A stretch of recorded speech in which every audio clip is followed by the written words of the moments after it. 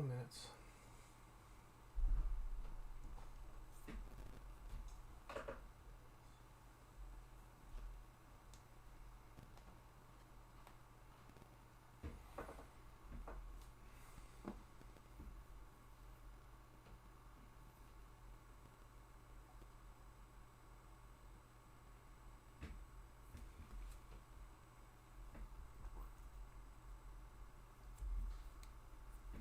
What's up, Josh? How's it going? I hope everybody had a wonderful weekend.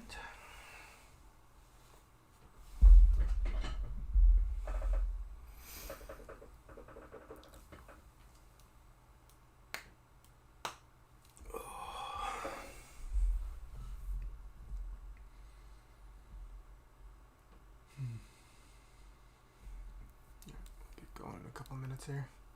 Sleeping Dumplings. Best name on the internet. What's up, TJ? Afternoon. Hello, Steven. Alright,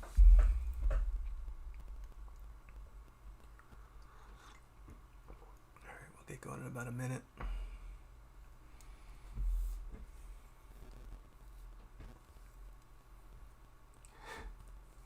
Lizard's back.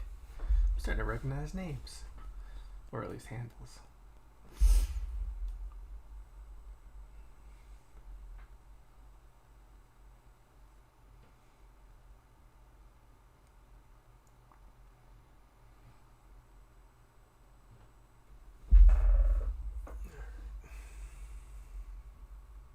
Hello, Amanda.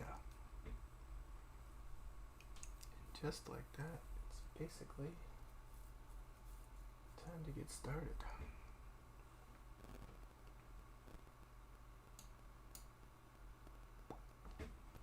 The blank page. Everybody loves the blank page.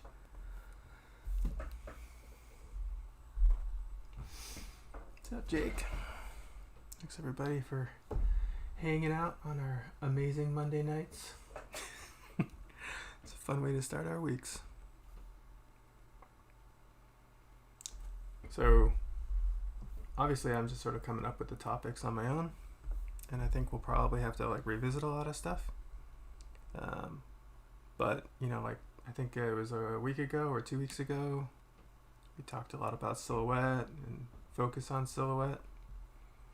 And that's something you could just go on and on and about for a long time, multiple sessions easily, just trying to refine good silhouette drawing. And I think that's something that we'll revisit as often as we can. But something that's kind of fun is talking about storytelling through some of the internal details, sort of after you've communicated what that silhouette is, what that first read is. Then you start to have to tell more story and use the internal shapes, the internal forms, what's on the t-shirt, do they wear glasses, scars, fur, color palette, a lot of internal details. So I'm gonna, again, like usual, I'm just gonna sketch and I'm gonna answer questions, but I also am gonna ramble a bit about what it means to kind of take things and start to tell stories with those internal details. So we gotta come up with something. I think we'll start with a monster, because that's always our safest bet, right? So I am gonna start with just kind of walking out a kind of a simple silhouette. And I think you guys will start to get an idea of what I'm talking about once we get going. One really good example that I like to point to is when you think about the movie Up. In Up, they really focused on those external silhouettes of the two main characters, and all the characters, but if you think about the kid, the little Boy Scout style character, and the old man, and the primary reads are those silhouettes. They're the most important thing. But then you start to get a lot of backstory from costuming, from the color palettes. The old man is really muted. He's got his tight little perfect bow tie. Everything about him's trued up.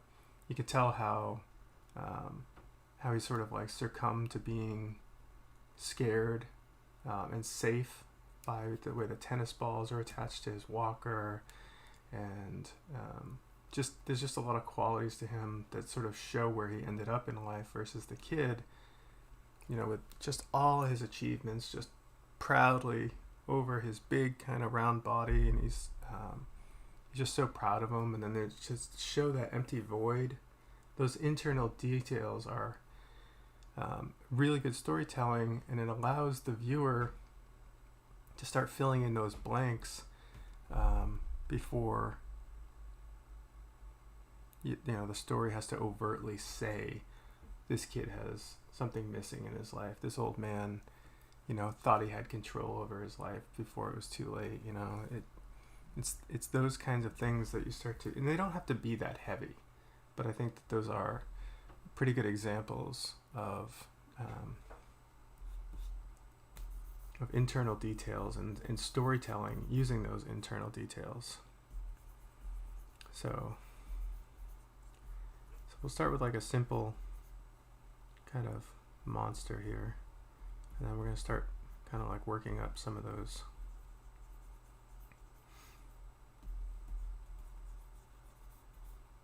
details.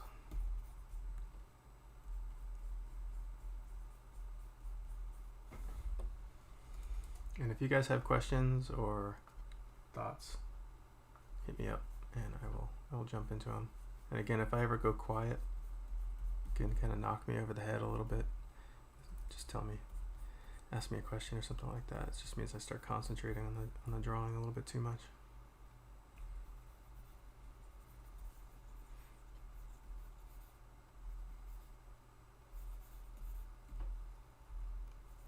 So, you know me, I'm going to put big teeth on this guy.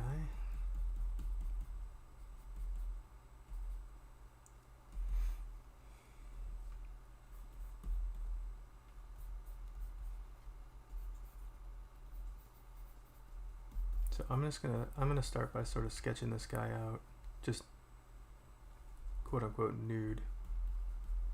We won't worry about the internal details right away, and then we'll get into that.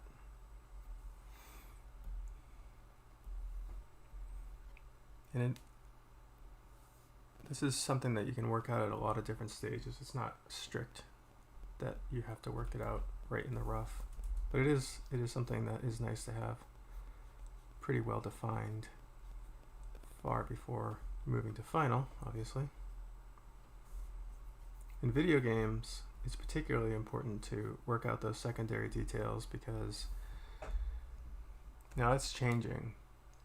Video games are a lot more cinematic than they ever have been before, but for the most part, the directive on video games is to keep players playing, to keep them immersed in the gameplay.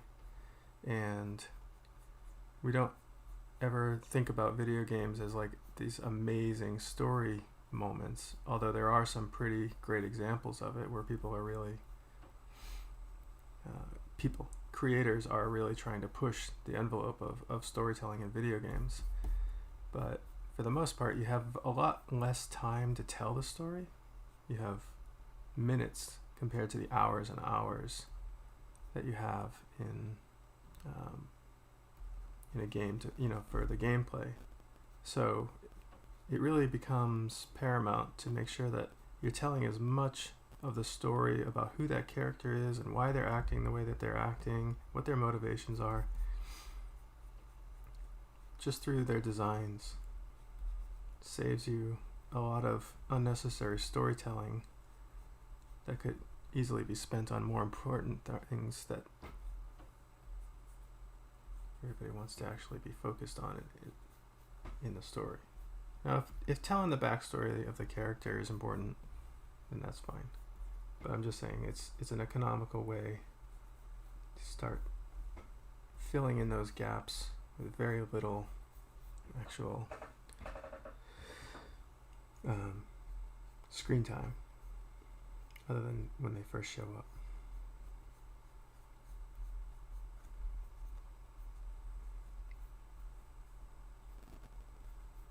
This guy's looking pretty happy.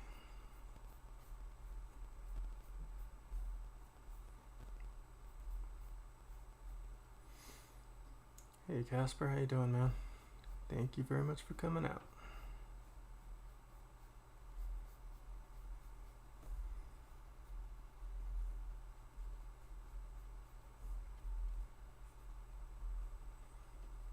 Alright. So here's gonna be our guinea pig. Like I said, he needs teeth. Because everything needs teeth.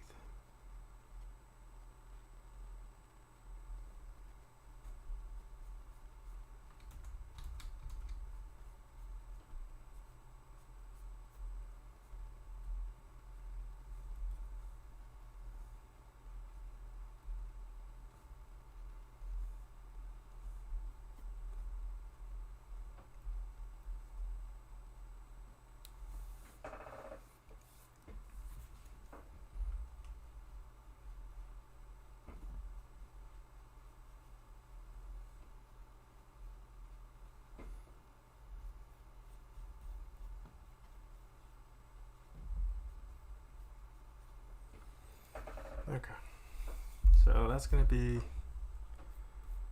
our monster for the evening, and so we can go a lot of different ways with this guy. We could make him like a sci-fi character looking for something. We can make him, much more magical, like he's in some sort of fantasy realm. We could just make him, just a hodgepodge. But someone give me an example of kind of like a genre that we can start to think about where this guy wouldn't normally be, but maybe something that's kind of fun. I don't want to do horror. That's the only one I don't want to do. But is he in outer space? Is he underwater? Is he... What do you think? I'm going to pick if you guys don't pick. Medieval? Steampunk? Could probably mix those two together. Mercenary for hire. Could even work that in too. Romance. Oh boy. Definitely looks like he just met somebody. Or just at least eyeballed somebody for the first time. Alright, so we'll go with medieval for now. So let's say gotta put some armor on this guy then. Do that on a separate layer.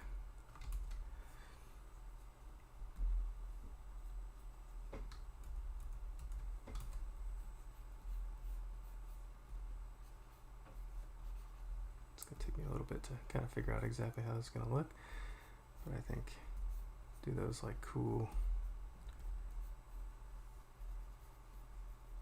kind of fin shaped, I don't even know what they're called.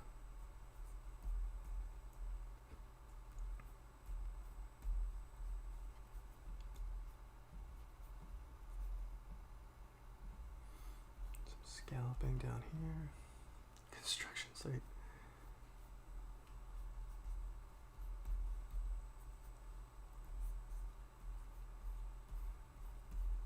Breastplate action. I always laugh at these breastplates because they, on their own, they don't look that tough. It's not until they get armored up.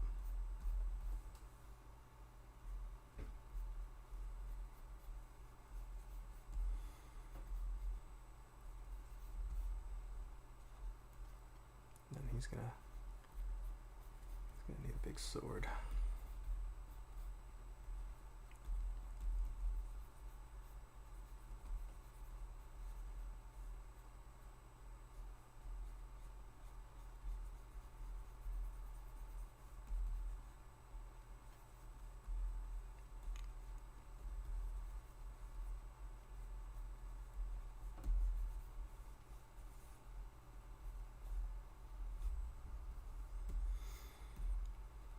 Just for giggles, I'm going to leave him pantsless.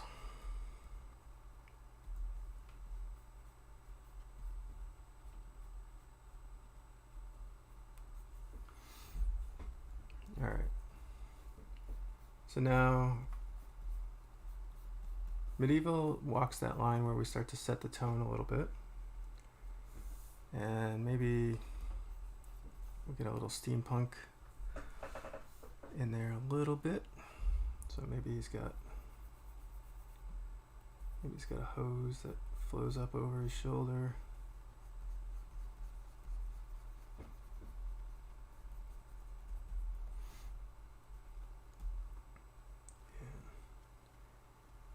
Gauge. Steampunk loves the gauges. Some visible rivets. So all of a sudden now with some of these like internal details, we're starting to all of a sudden like have a much clearer idea of like who and where he comes from. And that is awesome.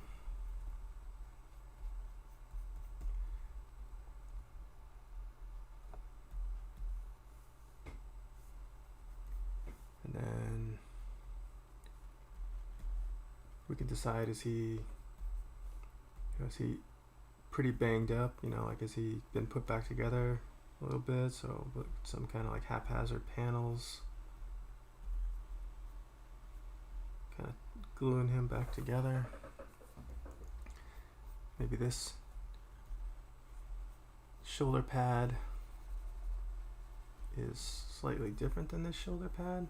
Maybe this one has some cool spikes that kind of messes him up a little bit. Maybe he's not so good at his job, so we'll put some band-aids on him. Let's get scarring.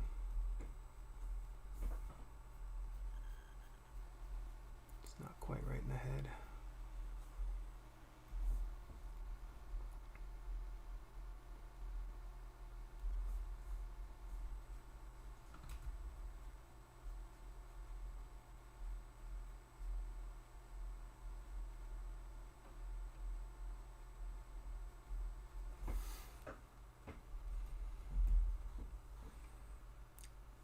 And then just to kind of get some real variation in there, maybe one of his feet, he just has like a sock or something, sock. So get those claws out of there.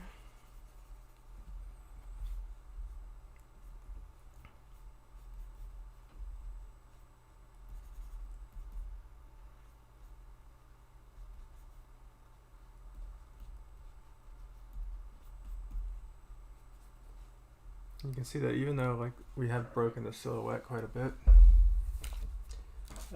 hey Rondo, the internal details are starting to really tell some of the story. It's starting to set them, that he's a little bit clumsy, that he comes from a couple different genres, kind of mixed up.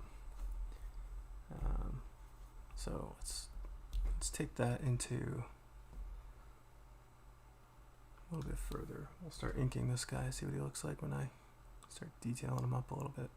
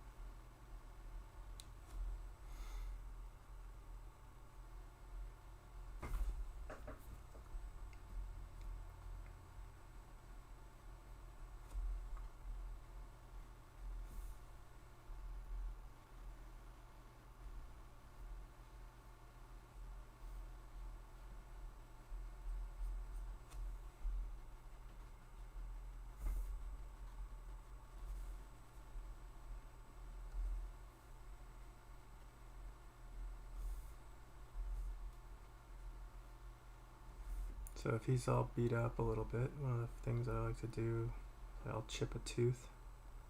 So I won't care. I won't make that tooth all perfect. I'll break it off there. It's a nice way to start showing some of his battle scars. And I think as he's a medieval time, we'll start making the teeth maybe not quite so aligned. Some of them are sticking out at different angles, different sizes.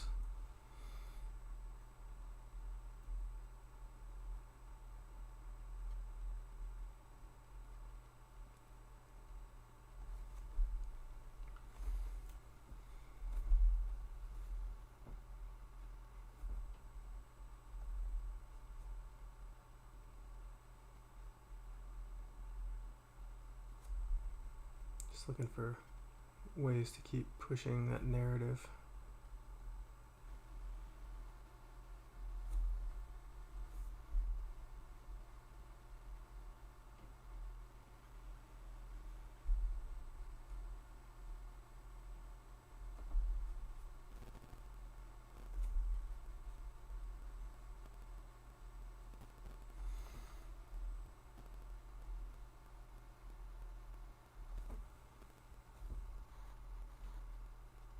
Kind of ended up with like a Peter Griffith kind of vibe to him, didn't he?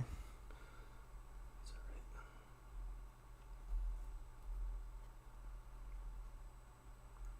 Griffin. Peter Griffin.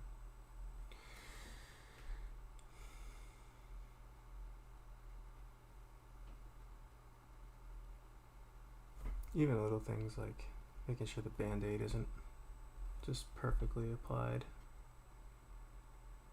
You know, just that's the storytelling. You know, that's things aren't going perfect for this guy. Somehow he's still smiling. Maybe he's losing it. We can all kind of commiserate with some of that right now.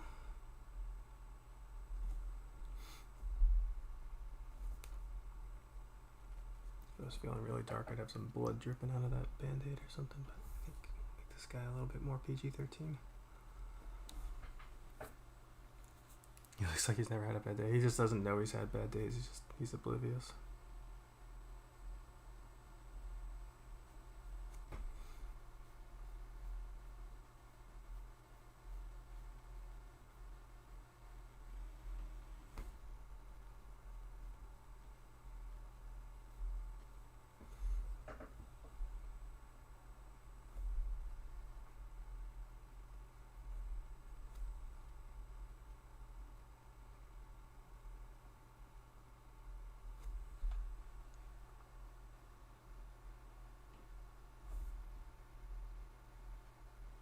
Flip that band-aid up a little bit so it's starting to peel up a little bit on him. This little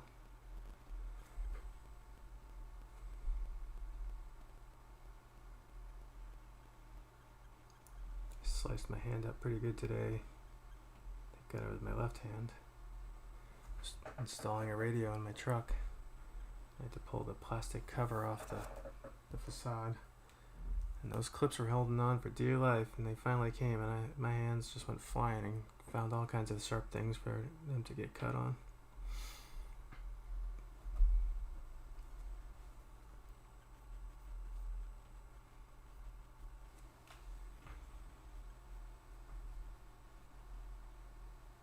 It's always a little sketchy to do things where you mess up your hands, and your hands are your breadwinners.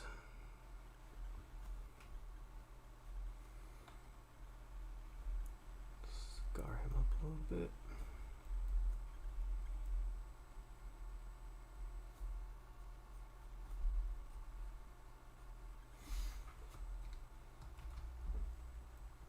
Hey Alex, thanks. No perfect time to come. Appreciate you coming out.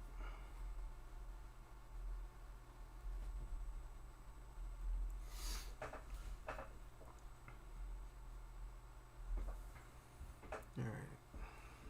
So we'll probably revisit his face a little bit. It's a little plain up there, all things considered. But let's Start working on some of these internal details here.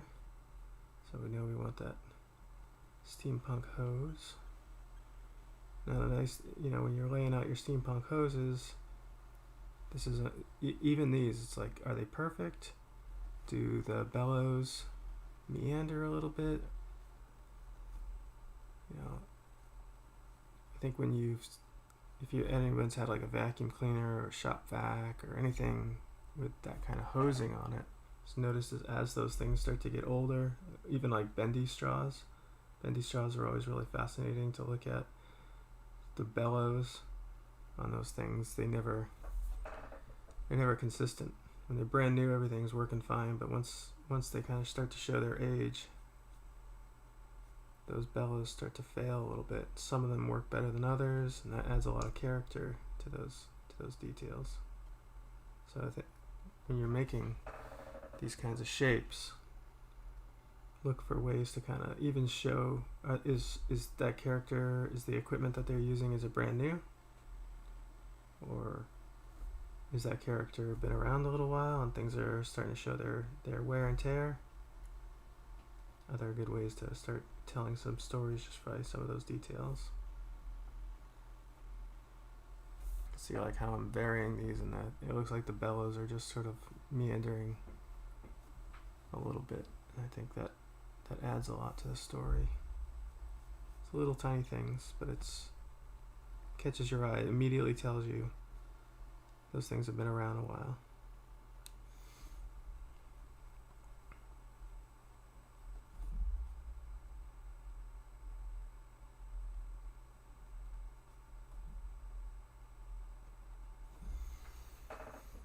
Now we have to create some sort of joint here.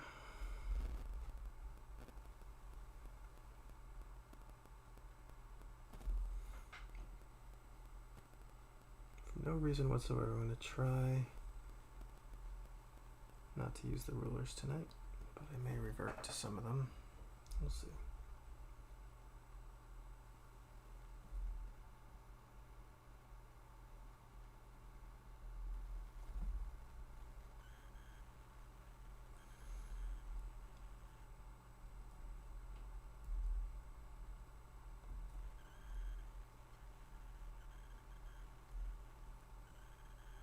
Tech is always fun because it gives you opportunities to just layer things.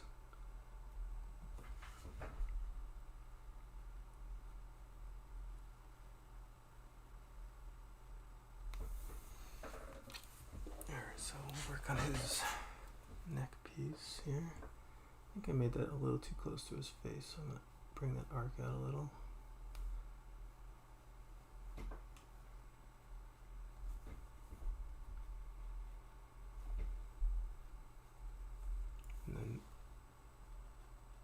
As we kind of get the major shape, I'm just going to keep it kind of light for a second. I think some filigree or something, some sort of little secondary details to kind of help sell the fact that we're still looking at some of the medieval forms. So if we find our center line,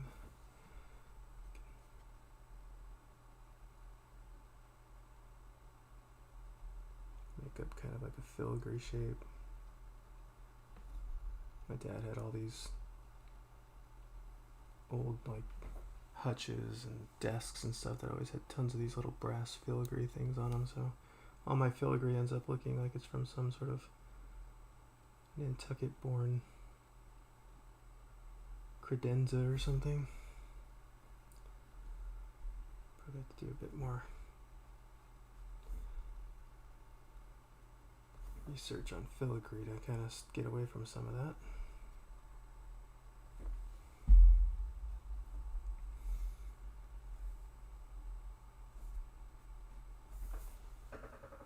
And then we had rivets down here that kind of reinforce the steampunk stuff. So some nice little details.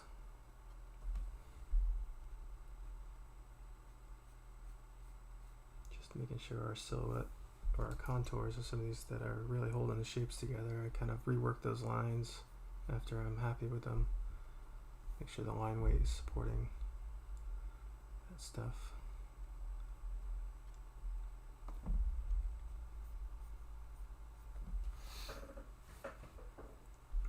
some more filigree on this thing once we get his rib cage, or his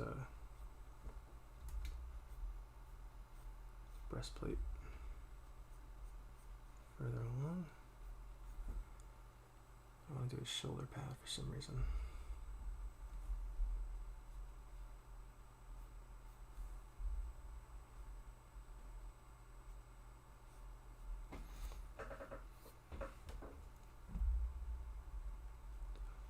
Follow that arc.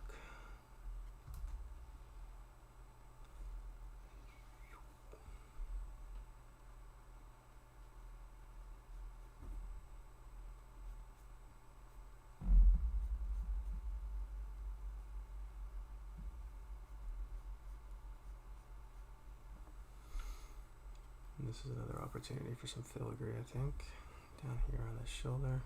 Let's make sure this has some dimension to it.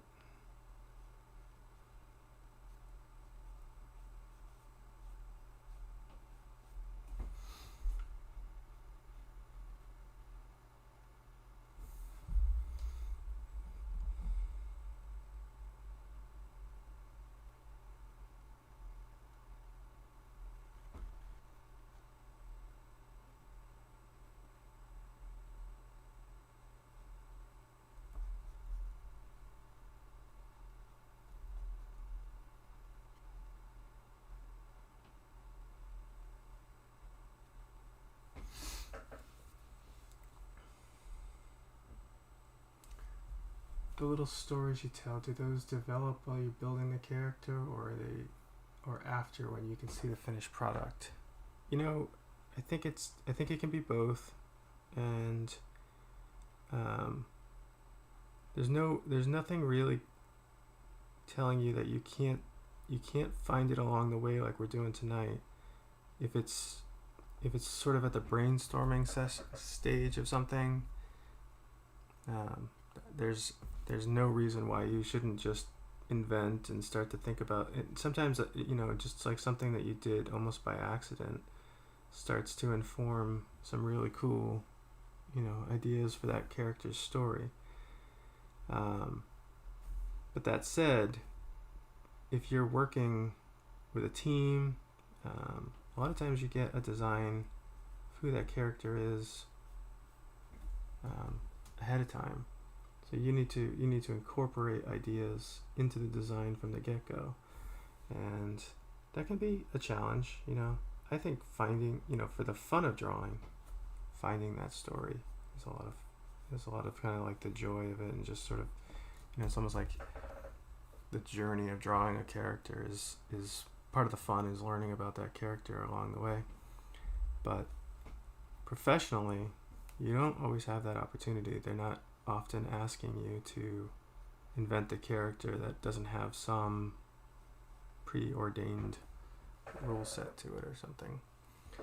So in that way, you have to start brainstorming, and probably on an earlier level. Like, we're certainly bring this to finish, but that's just sort of for the entertainment value of watching a final drawing kind of come to life. But I think, or I know, in a production world, you want to be able to establish those ideas in a much rougher state, so that you can kind of try out a lot of different ideas. And so finding them in the rougher state along the way is very common. Finding them at this stage, probably less common. Not impossible. It is an organic process. But you do have to understand that it's, people are relying on you to have those answers before you move to final. A lot of money can be wasted if you're just drawing things and then they don't end up not making much sense. Alright, so we're going to do this other shoulder pad. I really do like finding ideas along the way. And I think all of us have had some of our best kind of epiphanies of a character that we've drawn, we've come up with. You throw something down in your sketchbook, and you're just kind of freeballing that, that idea stream is just happening organically, and you're just playing with shapes or what have you. and suddenly a character comes up, and you just build this whole backstory around it. And I think some of the best ideas have probably come out that way. I bet so many of the characters that you kind of know and love and sort of cherish have probably come from that. And that's where, you know, people like us who explore ideas visually really have the advantage, where we can kind of like stumble across a character and answer that question after the fact, because the character is so appealing. And yeah, you might then go back and add and subtract and modify that character to kind of like have a bit more backstory, and I think that's always a healthy exercise. But when, again, going back to working in more of a production capacity, that's not really the case very often, because there's a lot of people who are inventing those characters alongside you. It wouldn't be fair for you to just wait till, you know, you stumbled across it. It's not a realistic expectation.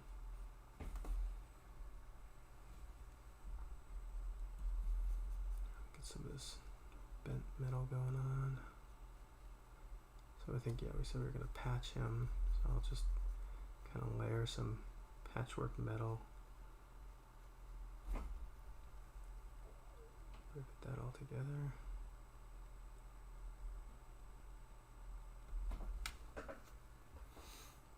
Not digging this arm too much. I feel like it's not either one of the arms. Now that I've got the armor on there, I think I want to kind of give him a bit more flow. He's looking kind of stiff there. So I'm gonna adjust the posture of those arms a little bit. Swing them back just slightly.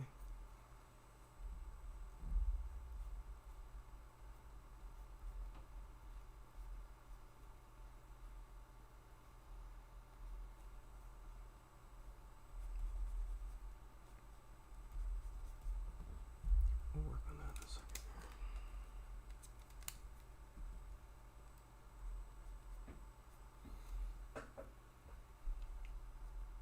So if I had plenty of time, I'd probably do the whole chainmail thing with him. I think that'd be pretty cool. But you guys will be watching me draw rings for the next half an hour. That's not fun.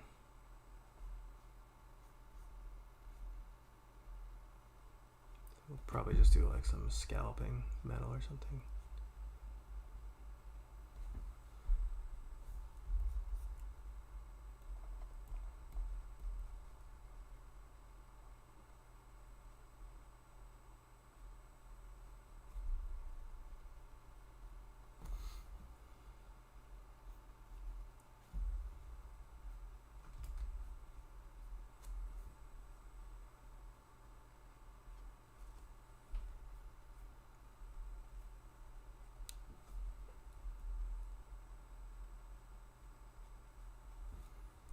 And some ribboning, tied ribboning going on in here.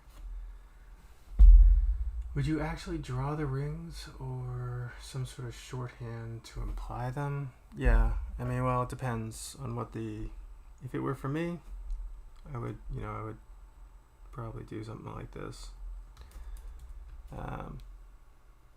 But if it were for a 3D modeler, in production,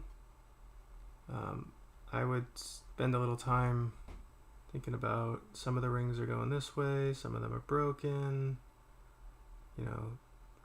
find that pattern. There's a lot of different kinds of mails, the way that they sew those rings together, and some might be broken, some might be, it's kind of cool when chainmail hooks together, and also then there's like a broken piece, and maybe that one's been split open from previous sword blows or something. And yeah, I would work out some hero areas of where those rings could kind of show off the kind of vibe that I think that we needed to achieve, so that when the modeler went to figure out chainmail, they weren't just on an island trying to figure it out for themselves. I think it's important to always try and answer that stuff for as many of the modelers as possible. Some modelers, once you kind of get to know them, if I haven't mentioned stuff like this before, they they really like to take that journey on their own, and you can trust them because you know that they've done, really epic stuff before. So you do have to kind of start to learn your team, learn what they want from you. But if I was working for a client, especially like a remote client, like I'm working for a lot nowadays, I don't know who the modeler is.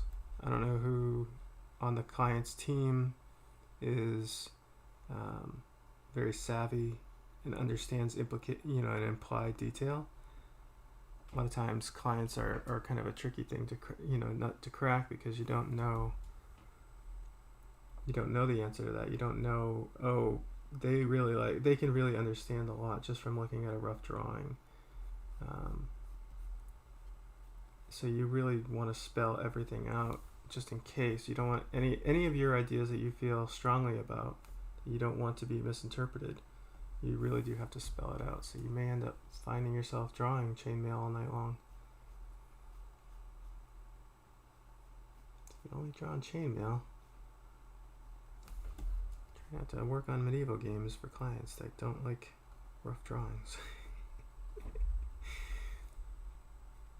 But yeah, for now I think we'll just do some sort of plating, scalped plating type thing.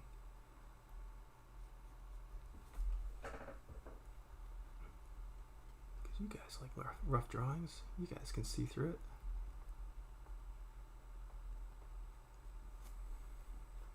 Alright, so now I'm going to kind of go back to what we were talking about initially, where I'm going to make these ribbons, these rags that he's wrapped up his hands with, a lot more haphazard, and kind of, I'm even going to hang some rags out so that doesn't seem like he's too neat and tidy. Get some wrinkles in there, really make it feel like the stuff is under tension.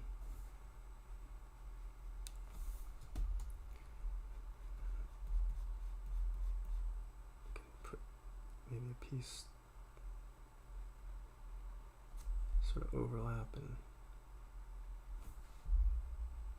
torn out over here, another piece over here. All the little stray fibers.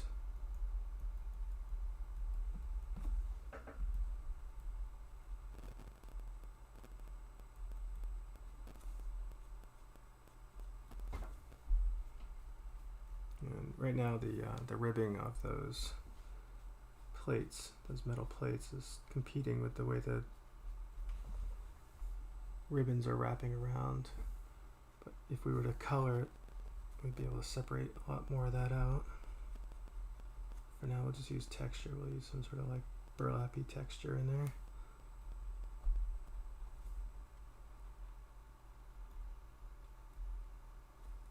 And it's always good to just have the lazy one, right?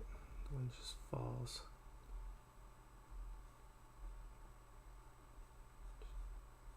Shows the stillness of the pose off.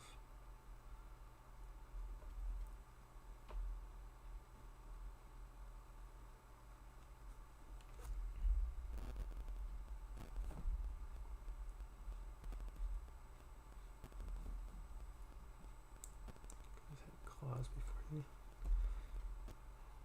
he? Nubby claws.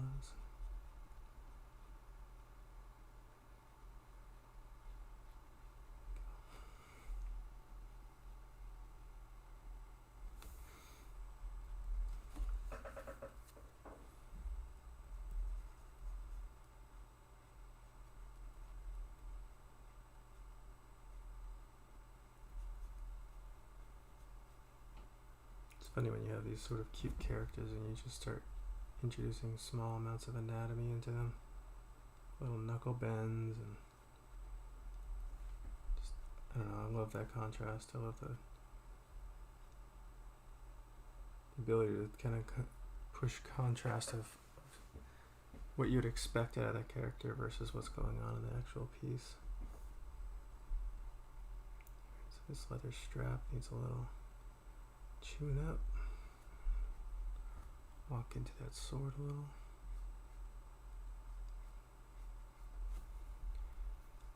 think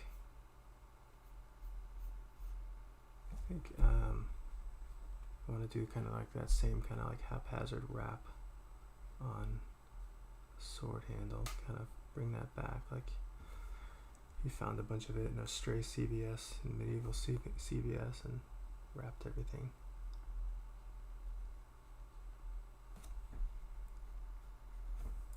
Gauze blade.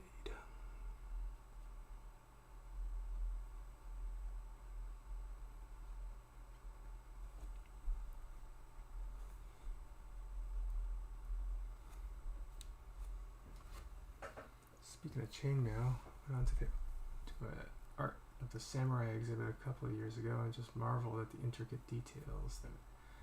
Yeah, they are absolutely gorgeous. I think Chicago has an entire basement in their museum filled with different armors from all over the world that time period. We saw some stuff in LA that just always stuck with me, and the different kinds of chainmail, samurai outfits. And one of the things that has been coming up a lot lately is Middle Eastern armor. I mean, it's just so beautiful. Just, so gorgeous.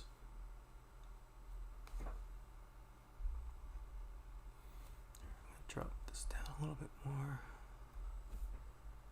Start to see this guy. Alright, so I can do, I think we're going to tell a little bit different story.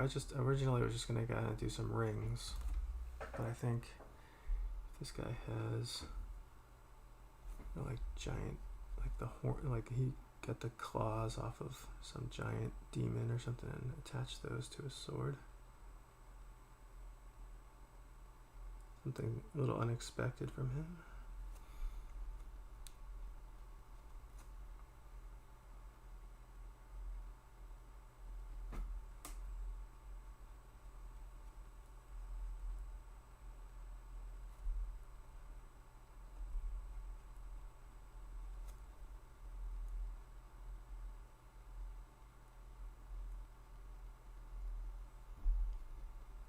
So he's walking around some steampunk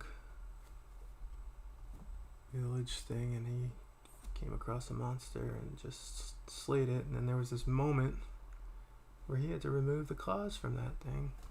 And there's another moment where he's sitting around a campfire attaching those things to his sword. Little ball peen hammer that he's probably got somewhere hidden on him. I always laugh. Like, one of my favorite things was always imagining like someone like Wolverine having to like get suited up. Like how funny that was, like that moment where he's like pulling on his boot. You just never see it.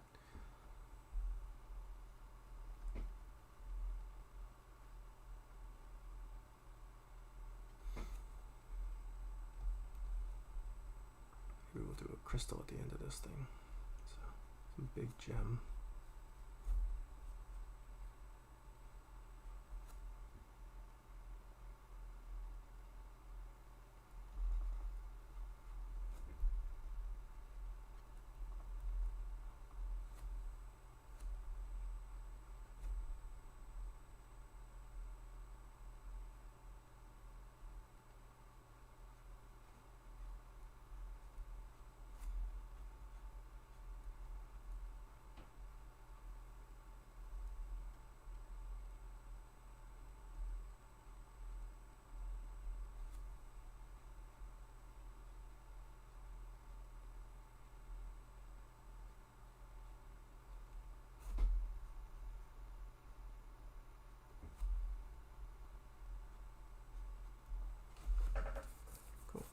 Got rubies or emeralds or something.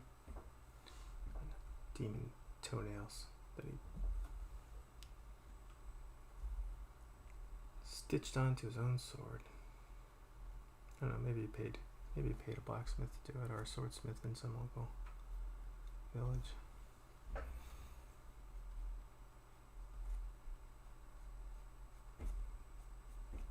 Alright, so now reinforce some of that ribbing, put some under his chest plate here.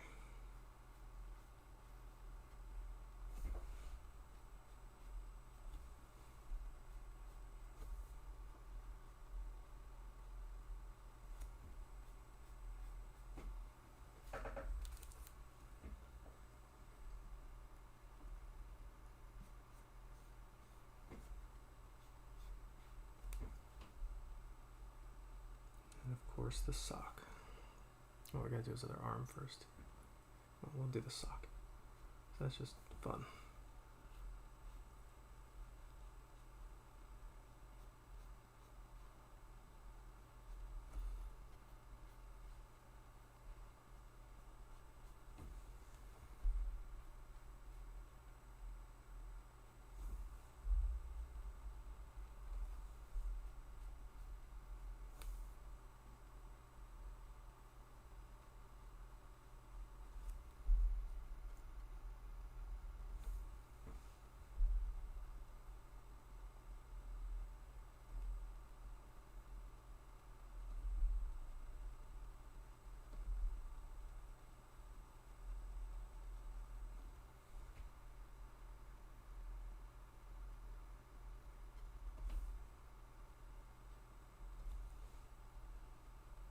Go. I don't know what it is about throwing a sock on a monster, but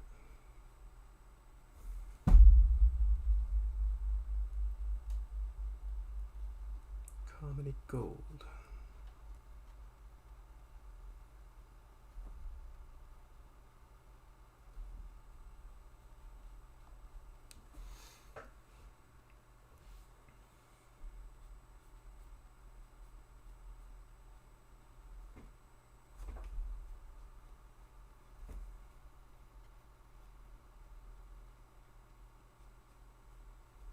So that's starting to come pretty close. I think we're going to move on to another character soon here. Get his other arm in. And we could just keep adding stuff to his internals, you know. I think he's probably going to have another band-aid down here.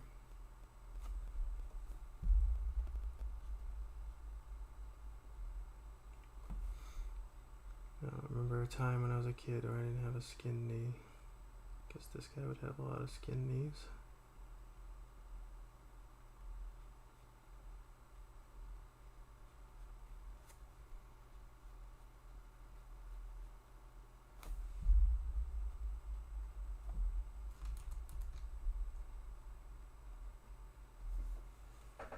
Alright, so then on his other arm, go a little lower. Swing it out.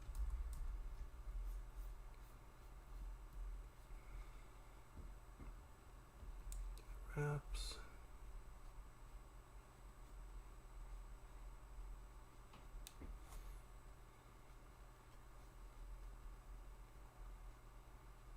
If you guys have any other details you want on this guy before we move on to the next characters, speak now.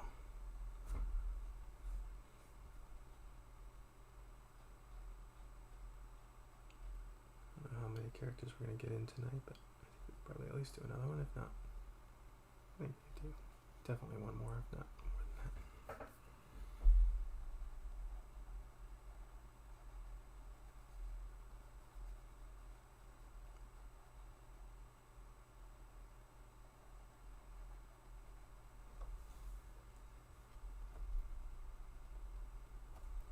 Oh, he needs his gauge system set up, doesn't he?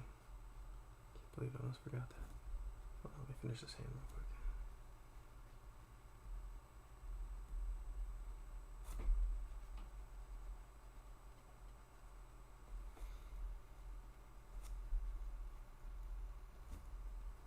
Maybe we'll crack it. Oh yeah, crack it so that it feels like that's what they did the repair for.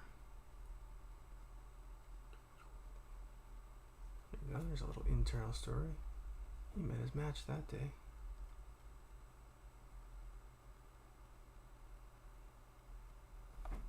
Alright, back to the gauge. I'm avoiding perfect circles.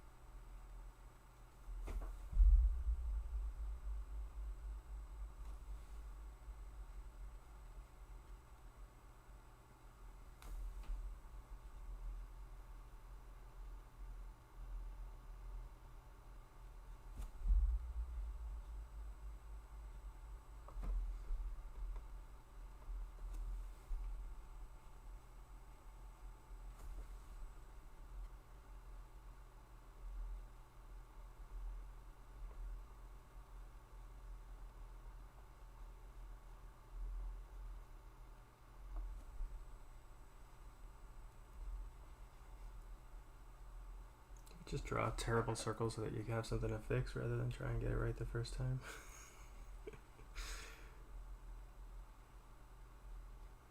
Doesn't always work.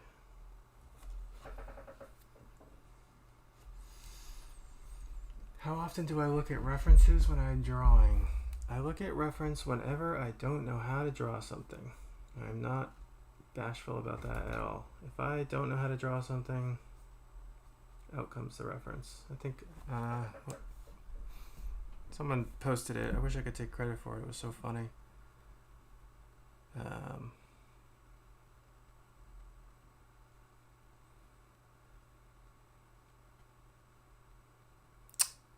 Drawing is wild. You think you know what things look like, and then 5 minutes later you're Googling bird. That's everything in a nutshell.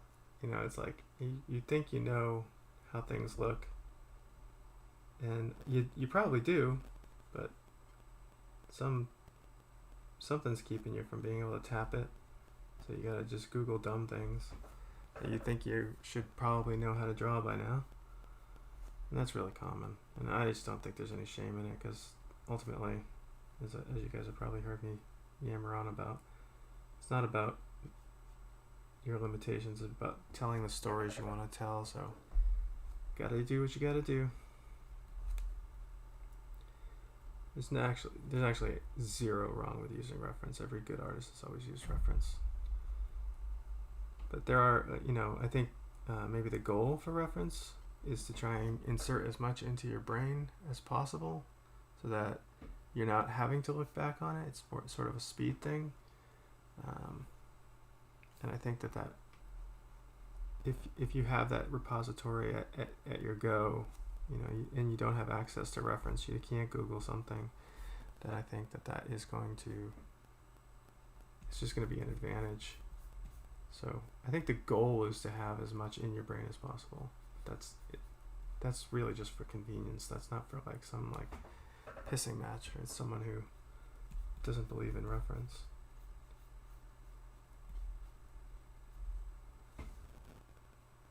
It looks really strange. It looks really flat in the front. Plump them up a little.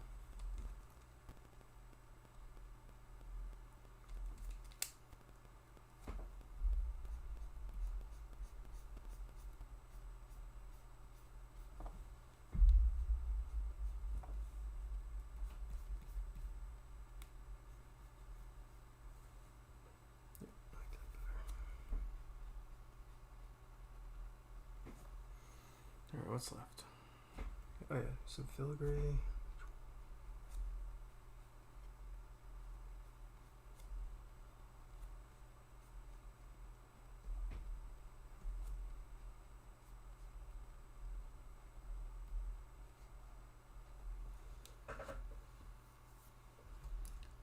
And then I think I'm going to cheat this mouth over a little bit more.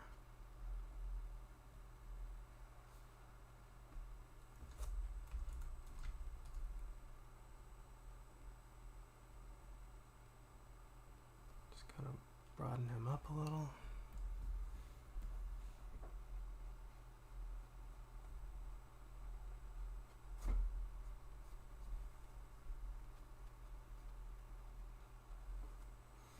Feels better. Alright. I don't know what this guy's story specifically is, but he definitely has more story than when we started, where it was just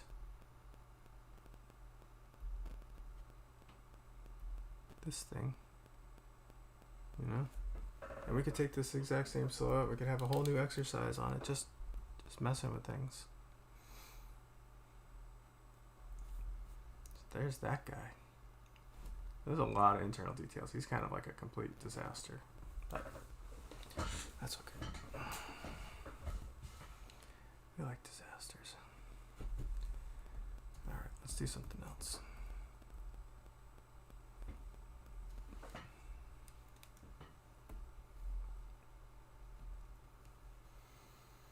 We don't have to do something too complicated. Maybe we'll do a little critter. You guys all did your kind of like forest critters the other day. Whoever joined in with the whole silhouette thing. Maybe we'll do a little forest critter. Kind of use the internal detail thing, which would actually be the next step on anybody who who took that on. Once you start to really nail down the silhouettes, it's time to start thinking about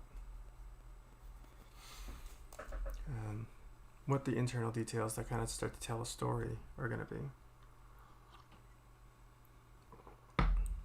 So kind of keep the whole plating thing going on. I think I'm going to do a little armadillo ribbing. What are his legs going to look like?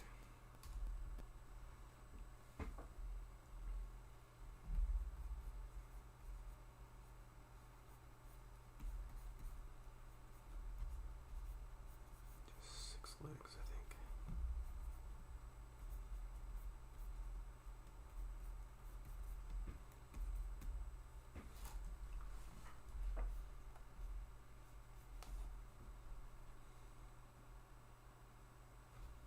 Pinterest handle? Let me see, I think it might just be Greg Baldwin. I don't know. Hold on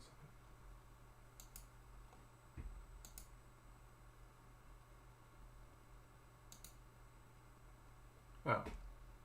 Yep, I got it. Here in the chat is my Pinterest. Here, I'm going to type it.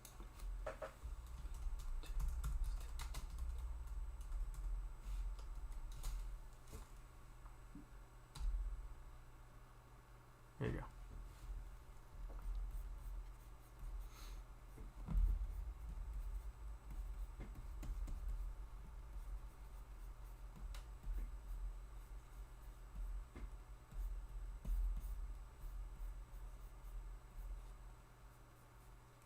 Kind of a turtle vibe for it. Let's see, what do I want to do to make that less turtly?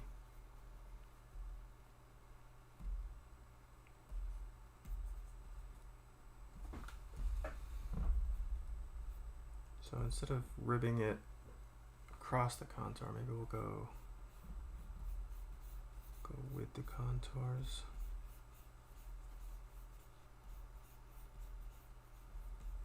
And it's like almost like a flower petal, I guess. Some sort of like lotus thing. Do kind of a, how do we want to do this? Need some sort of protrusion sticking off him, right? So now that we got those going this way, I think maybe some really short, stubby tusks, elephanty tusks. Yep.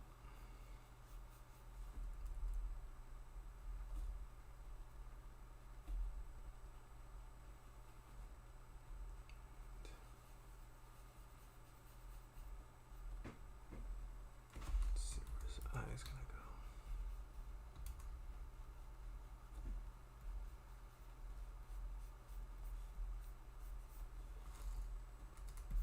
Getting kind of like a baby rhinoceros vibe now, so that's where we're gonna kind of run with this. Let's let that overhang work a little bit better and move those feet in. So now that overhang is more important to the design. And we'll just make it a little bit more faceted, I think. So it feels a little bit more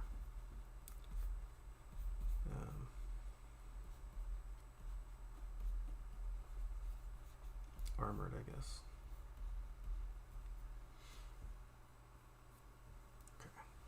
Okay.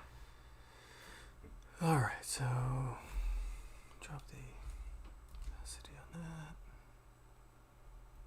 I think this guy's going to need a little massaging, but we'll play with it. Alright, so for his internal details, you know, we have the silhouette. I think what the sort of baby rhinoceros eye type thing where they're real low and kind of spread across the sides of the head there. Lots of wrinkles. And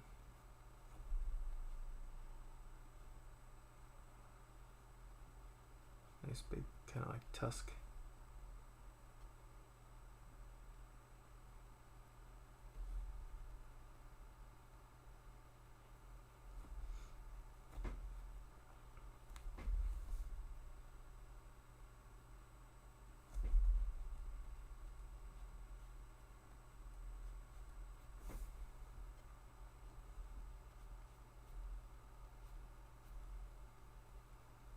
And I think because he has this sort of like plating armor stuff, I like the way that the scales on armadillos, they sort of plate, but they don't actually move as much as the ones on the actual body, but they sort of like, they have this like cool plating quality to them.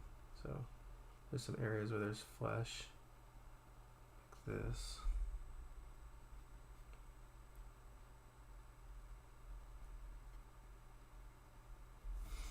And then there's almost like this pattern, almost like giraffe spot pattern. I think they're much closer together than I'm making them, but imagine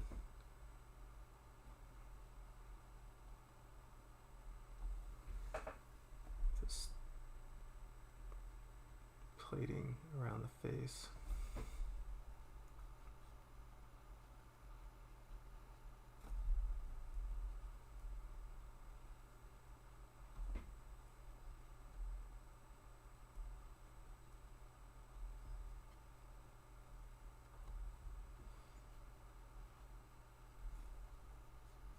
So then to figure out like how those start becoming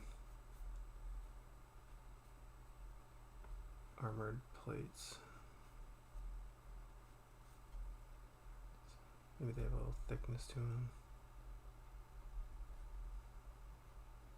Texture or something. So we could have taken this in a lot of different ways. Just same silhouette, but now we're kind of playing off that sort of leathery plating stuff that armadillos have.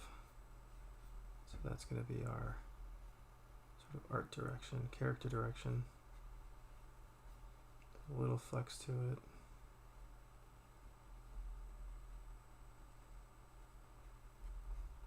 Some compression where that's starting to bend.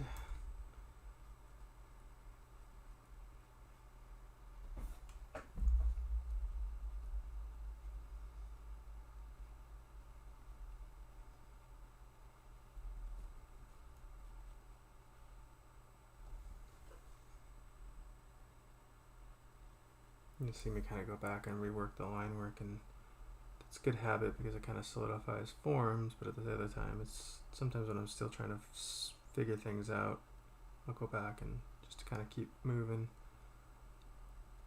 I'll work on some of the stuff that's already working for me, kind of tighten that up. That is not a good habit, but that's what I'm doing, and I'm just trying to be honest.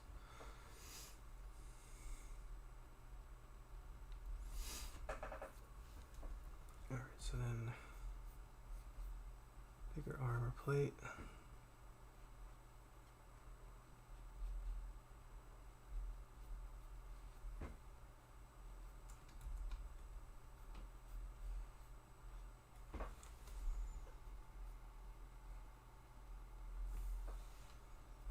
I'm going to lay these in a little sketchy. That way I can kind of look at just the shape and I don't feel like I've actually put too much detail into them. Then we'll go back and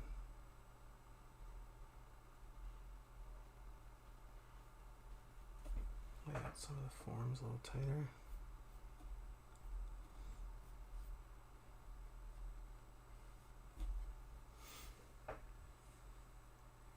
Anybody have any questions? Thoughts? Critiques? Let's see, maybe we'll let his body be exposed under here. That would be cool if the sides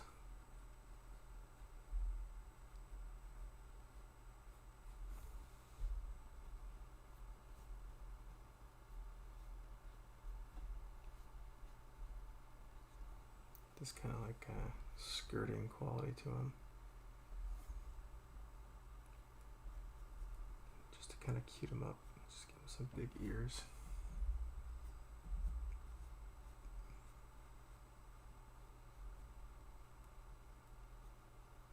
Went and drew some cows the other day.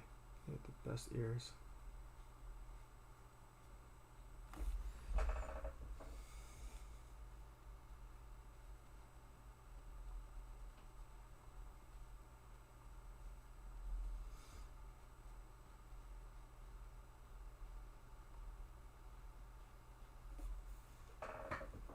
Alright, so we can start adding a few details in. Yeah, pine cones. That's a great way to look at this guy. They're falling all over my car right now.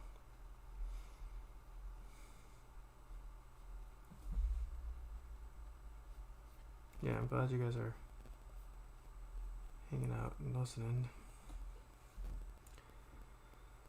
Appreciate that very much. You know, sometimes, like I said earlier, I just start to ramble a little bit. I think if I start to sound like I'm having a heart attack or something like that, just know it's me just starting to concentrate. My brain and mouth aren't really connected anymore. They reconnect after I come out of that mode, or they have up till now.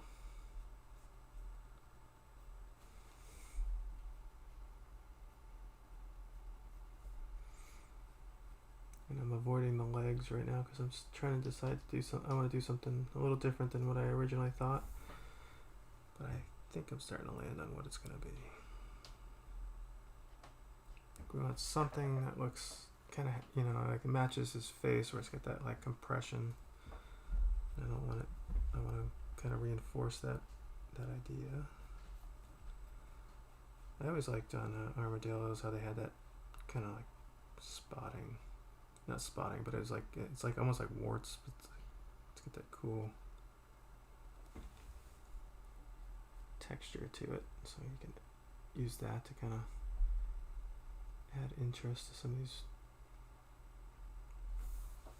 petal shapes.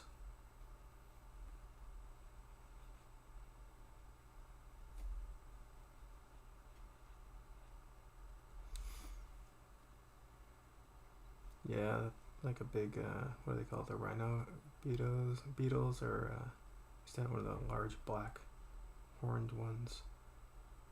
Goliath beetles, is that what they're called? I've gotten hit in the head by some pretty good sized beetles that just have zero flying experience, and they just come at you and just, you know, they bonk you. I cannot imagine what it's like to get hit by some of those larger beetles. And you know that they've flown into people before. They did that whole thing on Mythbusters where they were trying to say like there's a bug or something like that that could, or maybe it was just like a fly hitting you on a motorcycle at a certain speed in your softest part of your throat could kill you. And it didn't work out, so then they started increasing everything, and they got the Goliath beetle strung up to their little stick and ran some dummy into the Goliath beetle at like 100 miles an hour, and it's disgusting. I think they had to build like fake jello filled beetles. I missed that show.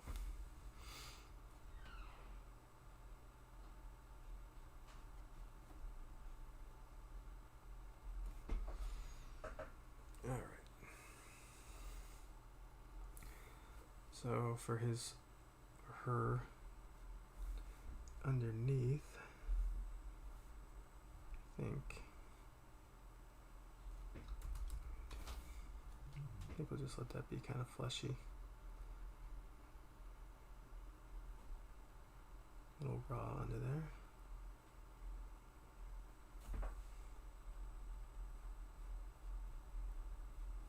Just drop in a few shadows to kind of indicate the form turning.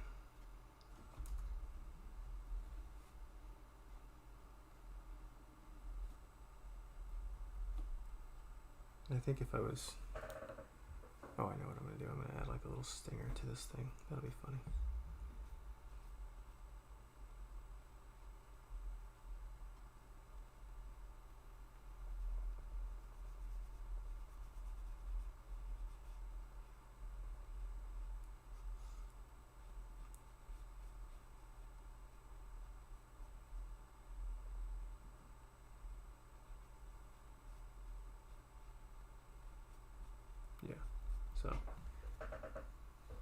thorn on its butt.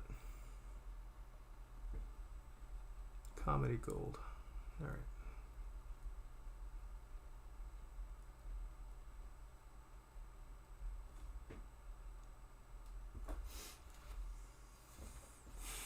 Hey Nick, how's it going?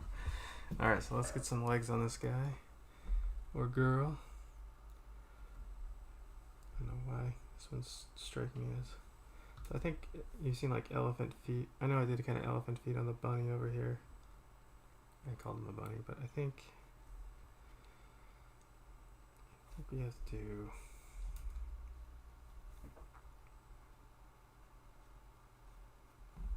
some swelling feet type thing. But we'll do some sort of turned in claws. So if you imagine sort of like the neck sort of drops down and then feet are pretty compressed together.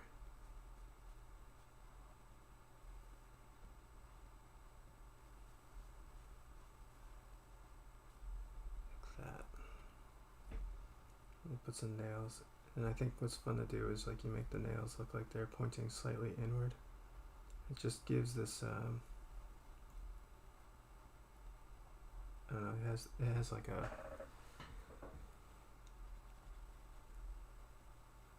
apprehensive quality to it, which I think is good for sort of a prey animal.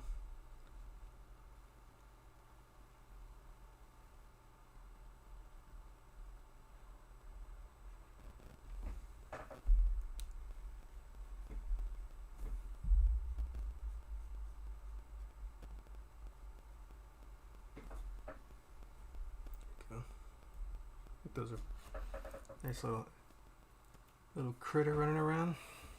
They're kind of fun to see in real life.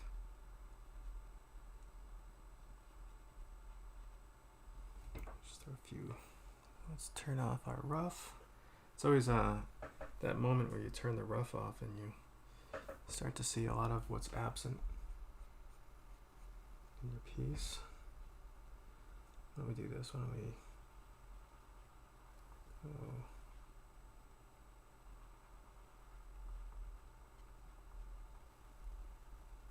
give him like a full glossy eye.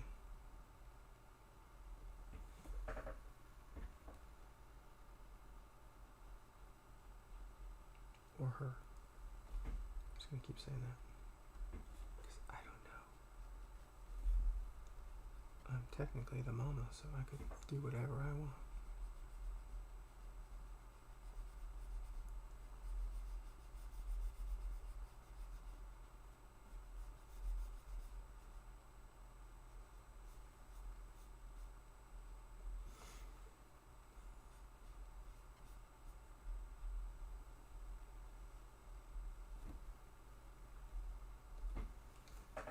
Alright, she is done. This little girl is right where she needs to be.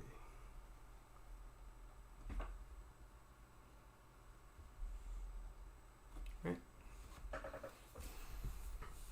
Alright, I'll do one more critter tonight. One more something or other. But you can see how I'm going to go back to that silhouette. So when we were talking about the silhouettes, in some of our previous conversations where we were just kind of exploring the silhouettes and trying to get, like nice little breaks and that clean read. And then how many different ways, we could put that same silhouette down and draw other internal details and tell a completely different story. So just think about what you're trying to say. Once I kind of settled on sort of like baby rhino, armadillo, and then sort of like the plant life kind of vibe, I was off and running. And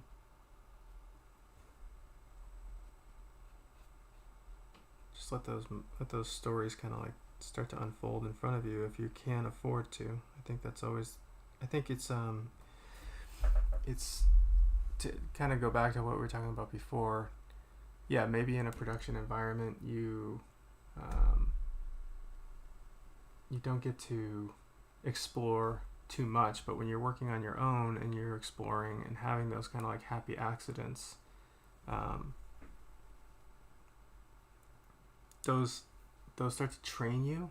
Just the way, you start to become more comfortable with coming up with things, and like maybe I have to design a character 3 months from now that has to have like some qualities that this character had, and I might call back to like the way I designed that mouth or something like that. And I think that could be that's the kind of thing that you kind of just like finding research, you just kind of end up putting it in this repository for later. And then I think that is always, that's never bad. I'm just add a few more wrinkles to this guy. Hold on. Just needs them.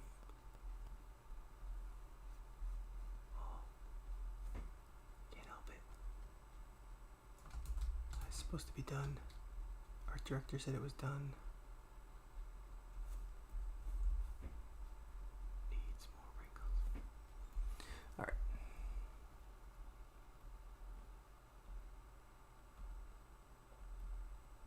Lock off these layers so I don't accidentally draw on them. Alright, one more character. Alex is challenging me to do a humanish character. I'll do a human portrait because it's the end of the night for me, and I'm not going to do a whole body tonight.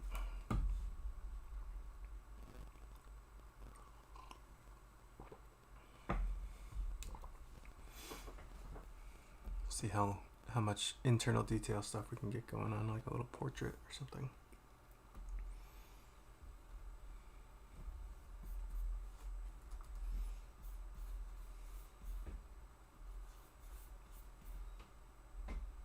Alright, Alex. Guy or girl? Or something more ambiguous? Your choice. Do something that's just human. Do something that's specifically, I don't know.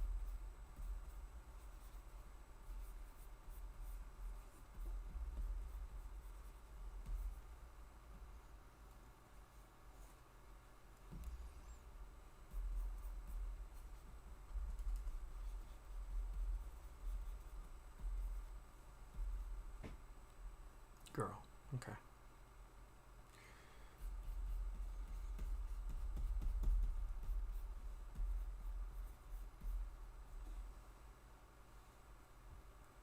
Well, it doesn't matter.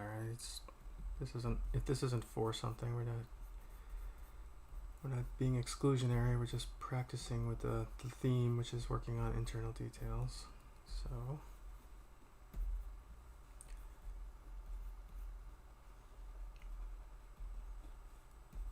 every time I draw a face and I draw my center lines, I think back to when I was in 5th grade, and I think I was, it was 4th grade, and my mom had been taking some art classes, and I was futzing around with some Play-Doh or something, and she showed me how to bisect a head that she had just learned in class, and that was it. Everything just opened up after that. Everything made sense. Oh, everything to my mom for that.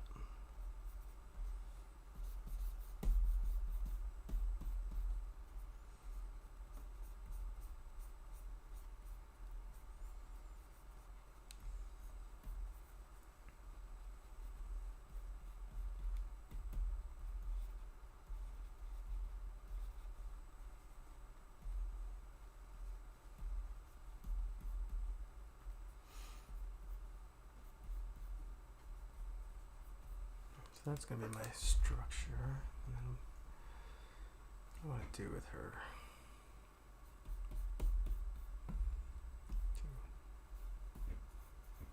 Do some silhouette hair, like flowing.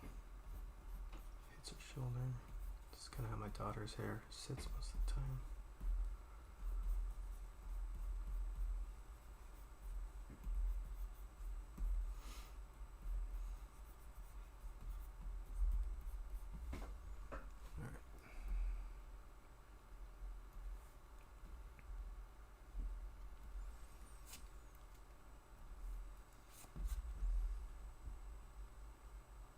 No problem, man. Appreciate you coming by.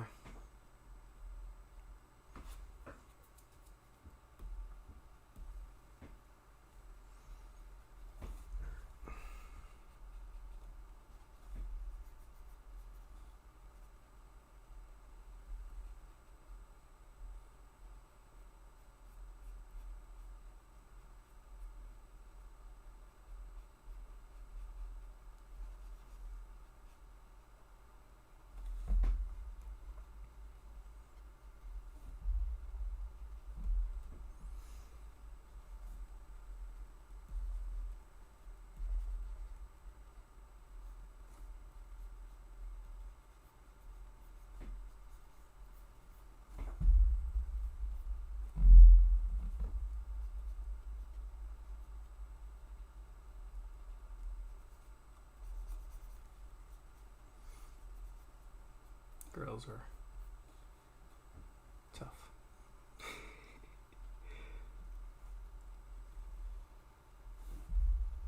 But doable.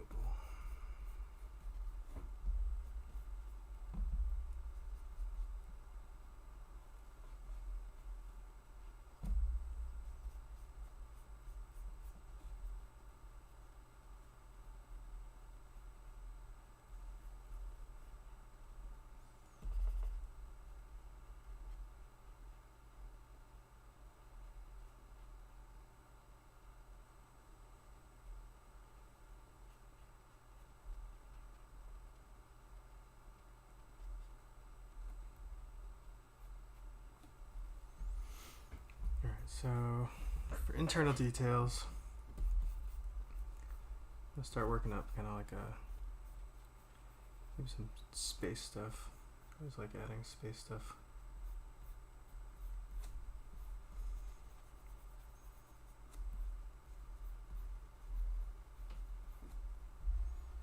We'll fix up some of these anatomy things in a second.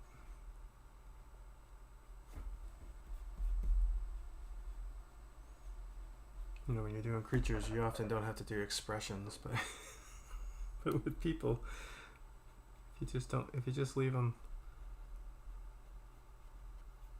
a lot of times they look wrong because we expect them to have some life to them. All right, so she needs some really cool headphone looking things, right?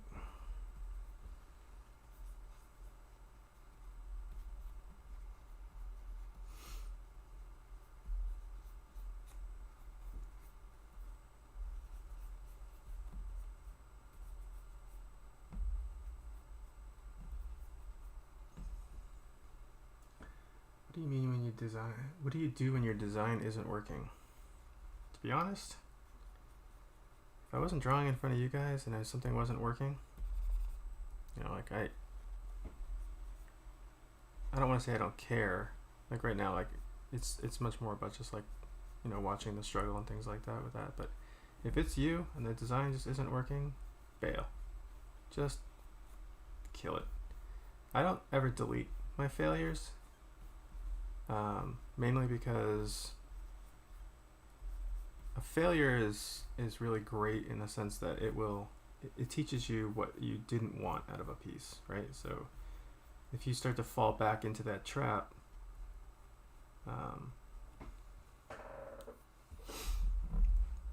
then you have your design that you quote unquote don't like waiting for you to kind of remind you of like what you. Oh, this is a very sterile girl. Hold on a second. I'm gonna fix that. Yeah, I'm gonna fix that. But just you gotta erase it. You guys just gotta be willing to just get rid of it.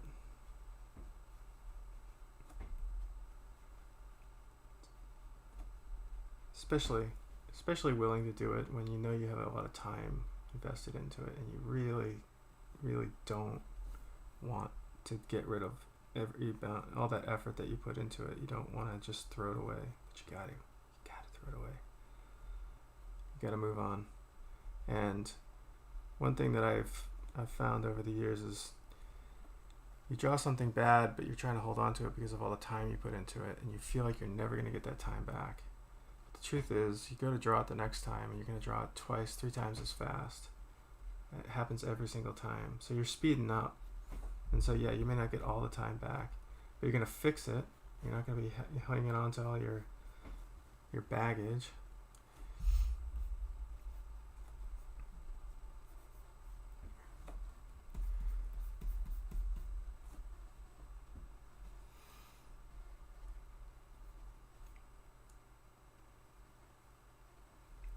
Yeah, you're definitely your own worst enemy, you know. And I can't tell you how many times I've gone back to a design the next day and looked at it and be like, that is not nearly as bad as I was making it out to be. And sometimes you go back to a design that you were in love with and you just think, I cannot believe I showed everybody that.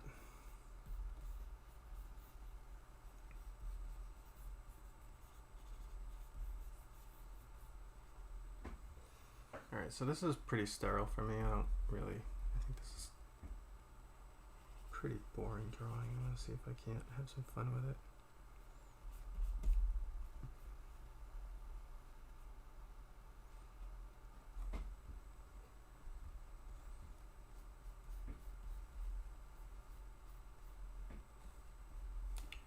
I'll do something with it.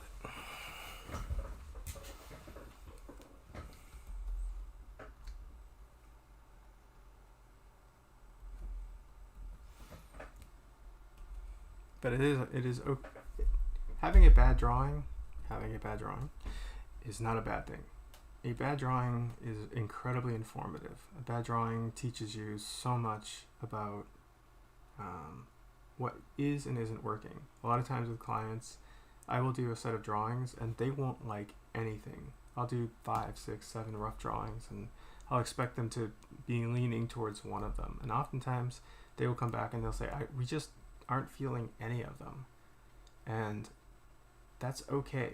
That means that now you have a better sense of where they don't want to go with the overall concept.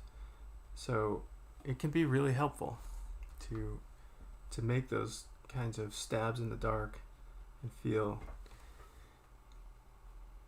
like maybe you wasted your time. You didn't waste your time. It's so much easier to look at a bad drawing and fix it, or just have a bad design and just abandon it, but have some information as to what you did and didn't like about something, than it is to start with just a blank page and assume you're going to get it right first try. I believe that.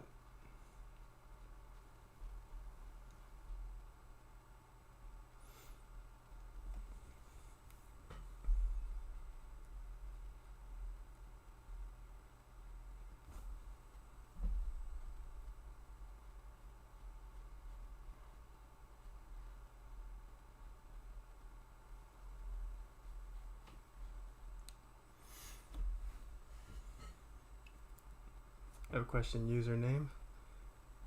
What do you do when a drawing is not working for you? Do you force yourself through it, or do you just abandon it? What's your go-to move?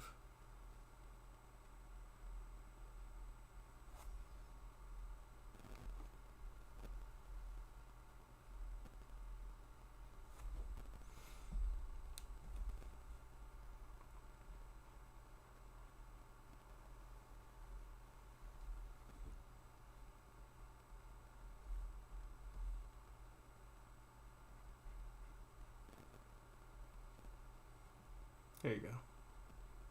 Smart.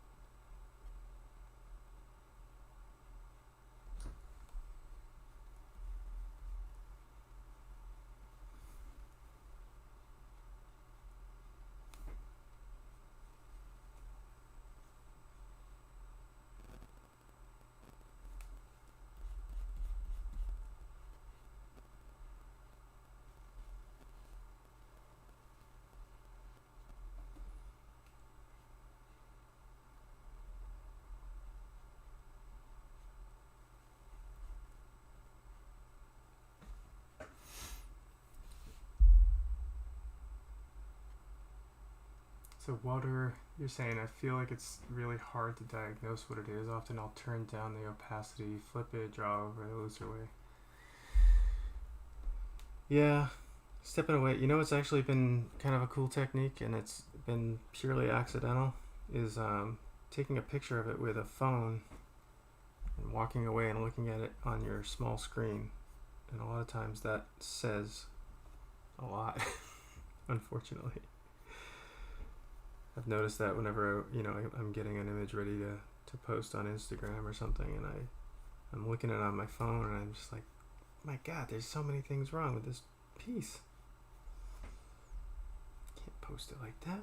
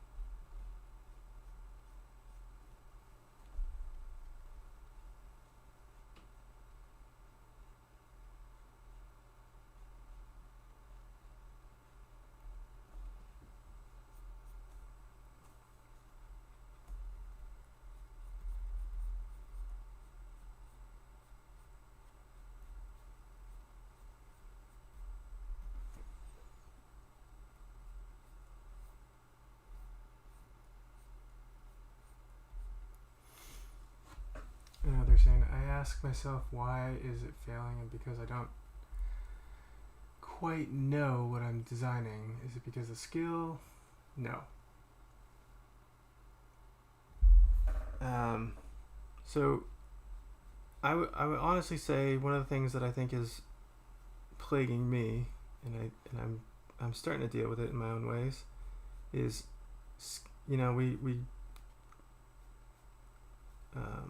we get caught up trying to push our skill level, and I think it's a really important step in being a good character artist. It's never gonna go away that you need to draw the best you can, but skill level and ideas are two different things. And so if you have a good idea, it doesn't matter. I mean, kids have the best ideas, and you all know what I'm talking about when you see these beautiful drawings by kids where it's just like, how did you come up with that idea? And you don't even have any formal training or drawing skills in the traditional sense yet. So I don't buy into the fact that the skill level thing is really just to to communicate your good ideas even better. That's what learning all this stuff is for. But a good idea is a good idea regardless of how you drew it.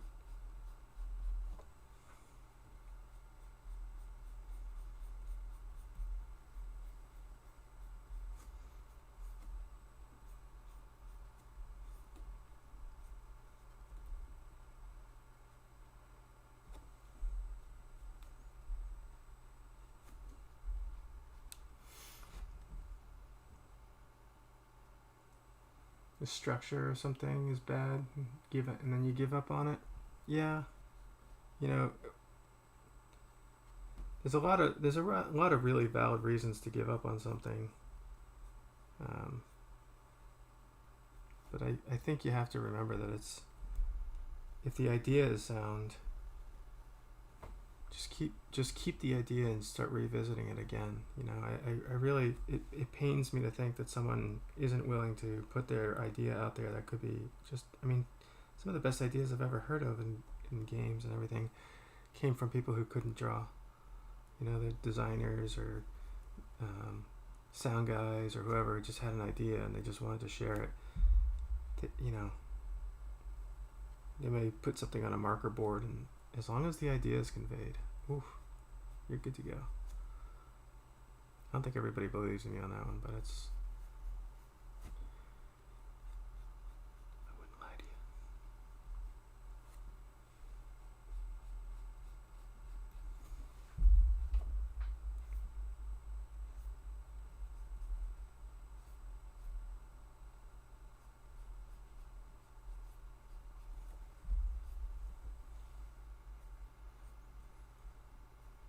I think you guys are all laughing at me right now, but that's okay. I don't draw humans very much. I'm kind of bored with them. I love life drawing.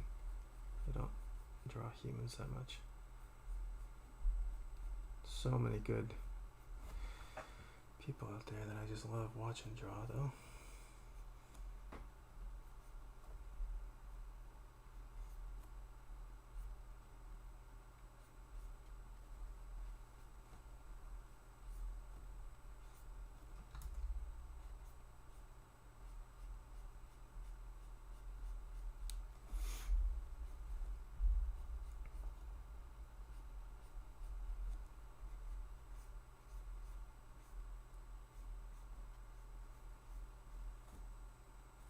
Someone was asking if Clip Studio had a time lapse,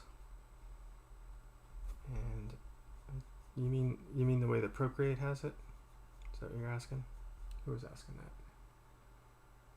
that? Oh, Ash. Doesn't it have a? No, I don't think it does.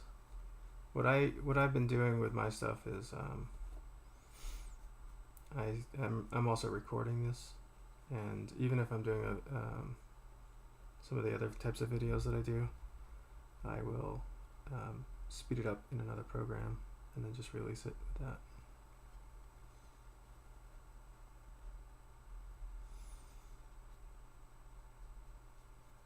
I think all programs are probably going to have it sooner or later, though. It's just become so popular.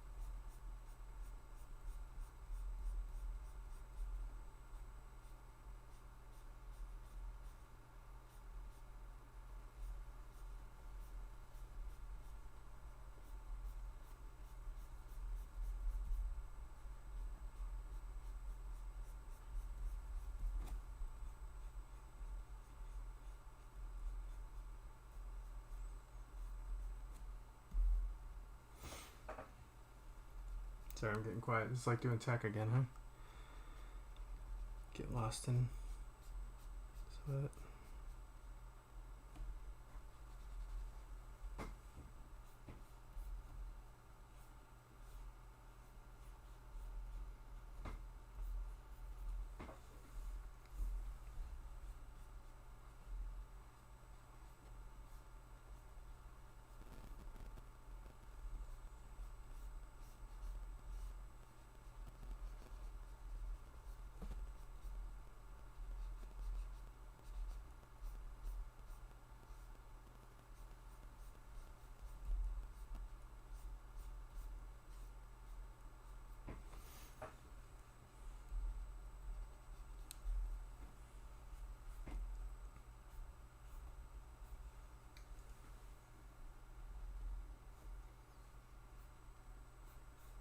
I'm gonna do the whole hair.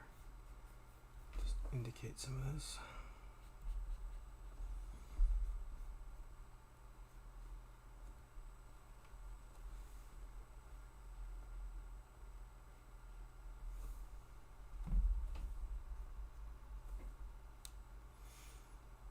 Do you do environments ever, like landscape pieces? Yeah. When I first started at Insomniac, I was pretty much strictly character, and What happened? I don't know. Basically, the concept team, like, there's a lot of shifting in between projects that happens, and different more projects were happening, and find ourselves being asked by the powers that be just to take on all concept work.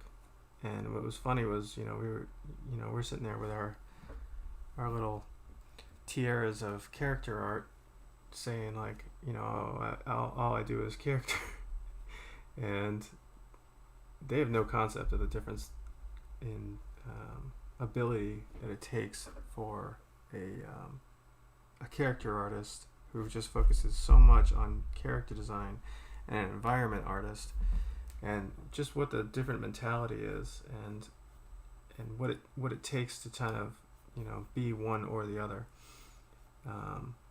But people who write paychecks don't often really care about that stuff. So it was just sort of implied that hey, no, you guys know how to draw. So pick up the torch, do what you got to do to learn. And I will not say that I'm any good at it, but I do it, and I do a lot more of it now than I ever have, and I'm starting to enjoy it. But it really is a very different mindset.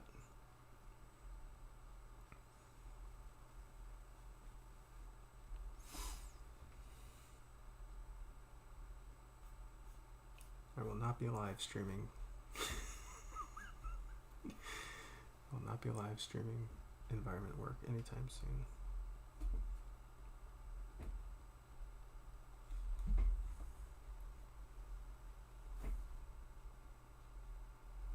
Alright, I didn't really talk about my thoughts for this character very much. I think I just kind of went for like an anime princess kind of thing.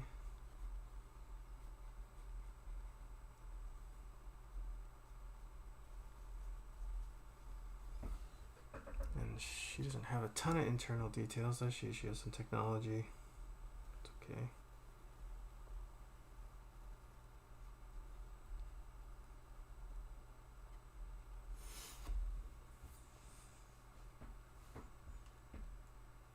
Oh, thanks. I appreciate that.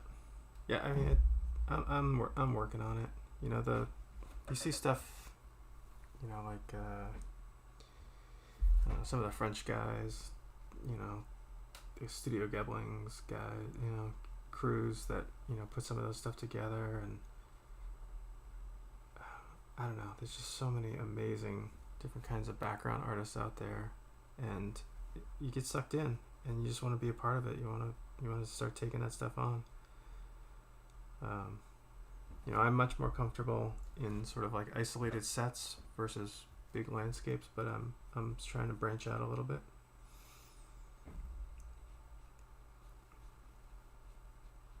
I think isolated sets are really just big characters, so I feel a bit more comfortable there. Time is at 1 o'clock. I think we're gonna do one more creature tonight if you guys are up for it, and then we'll call it. Can't end on a princess.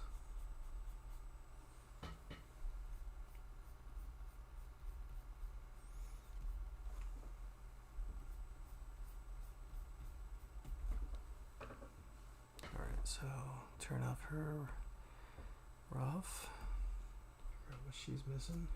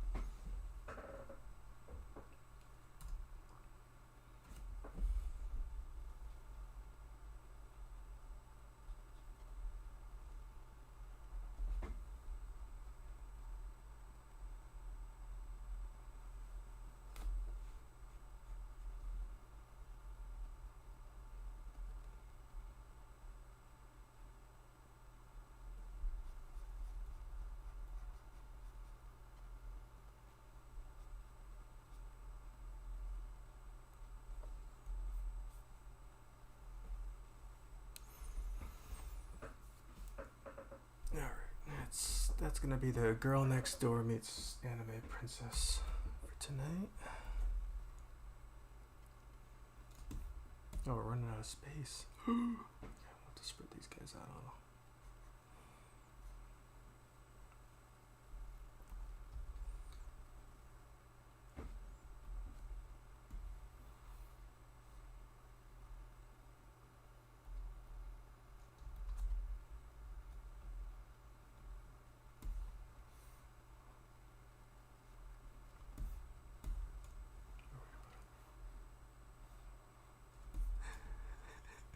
Try to keep it compositionally sound.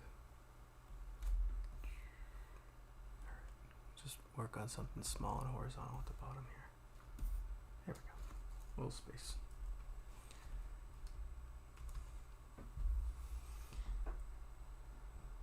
Thanks for throwing down a human.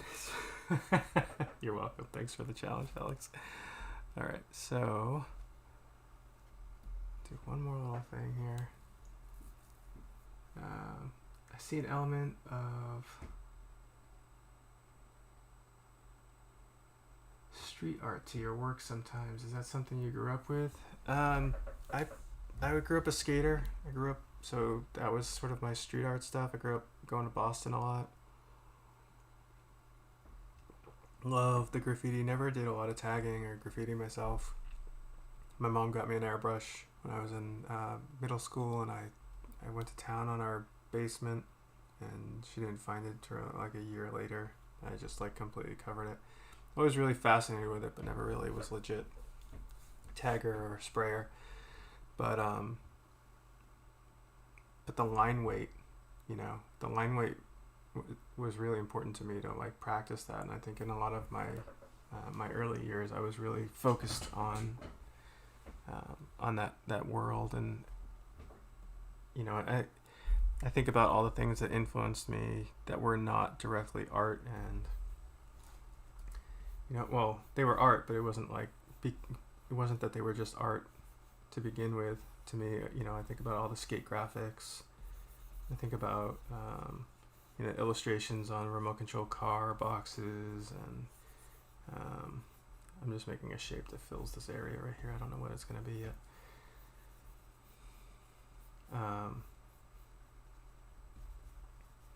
Yeah, so I love street art. I think it's some of the most beautiful work in the world. This thing's turning into some sort of like vulture monster pretty quick, isn't it?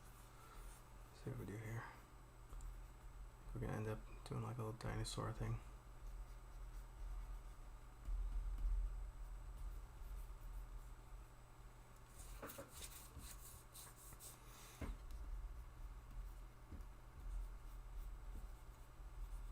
Dare I say dragon? If anybody knows me, they know that I don't like dragons very much.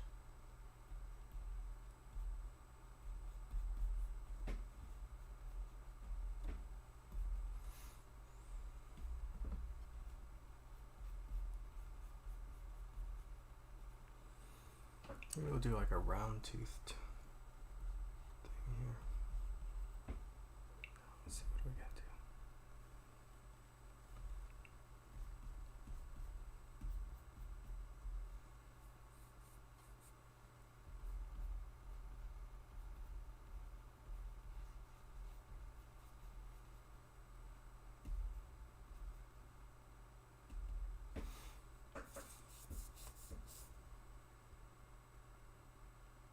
Are we talking about dragons? I just don't like dragons. I just never liked dragons. Just dragons. I love Toothless. Toothless gets a pass. He's awesome. That is not a dragon. I just don't. I think ever since my very first jobs as an illustrator were like 6th grade, trading comic books for illustration. Of my buddy's older brother was big into D&D. And he, I don't know why. The dinosaurs just always bothered me. I just never liked them. No, the dinosaurs. the dragons. Yep, never liked them. But when someone comes up with a really unique, all the Nicholas Marley stuff, oh my god. I could look at that stuff all day long. I don't care how many dragons he draws. I'll look at every single one of them.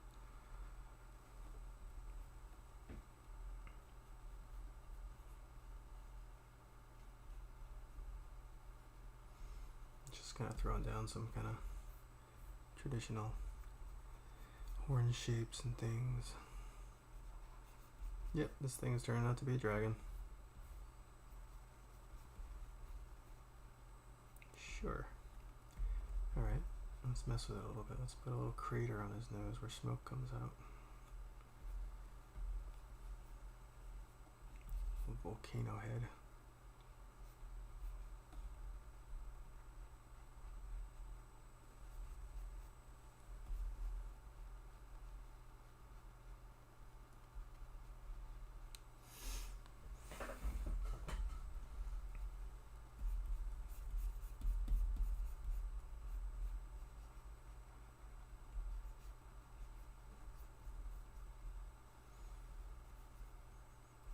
I get in a lot of fights, not like physical fights, but I get in a lot of arguments about dragons because I like them on some. I don't like them on some sort of like primordial level. Other people just love them, love dragons, and I understand because I like a lot of things that people don't like.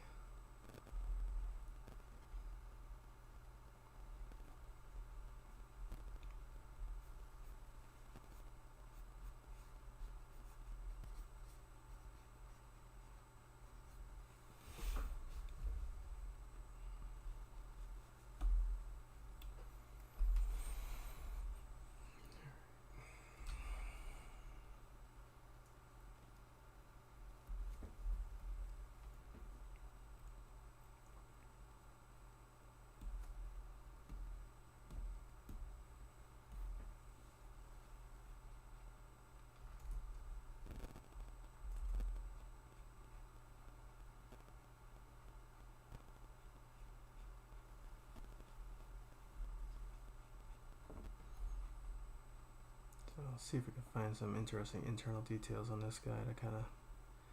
He's already just such a dramatic silhouette. It's not going to be as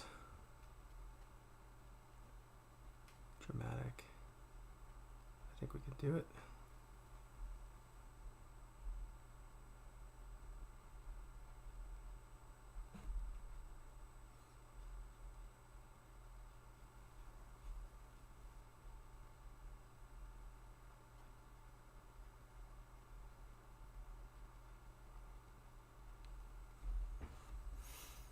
This is making me think it would be fun to we did a stream using the Magma Studio sometime. Draw together.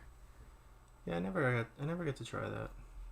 I never give it a shot. I wanted to do some of that. That would be fun.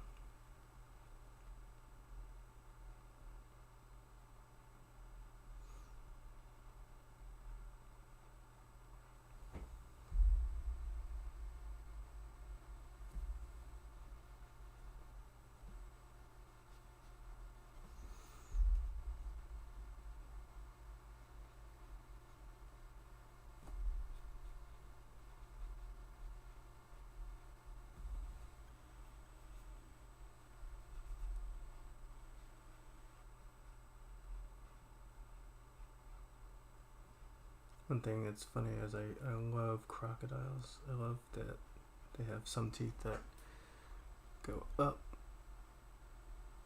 and then they have a set that is on the upper jaw that go face down, and they interlock.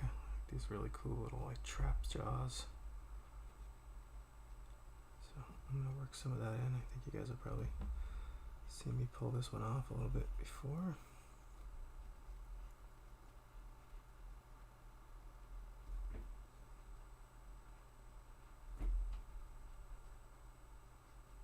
Bottom jaw has these set facing up, and then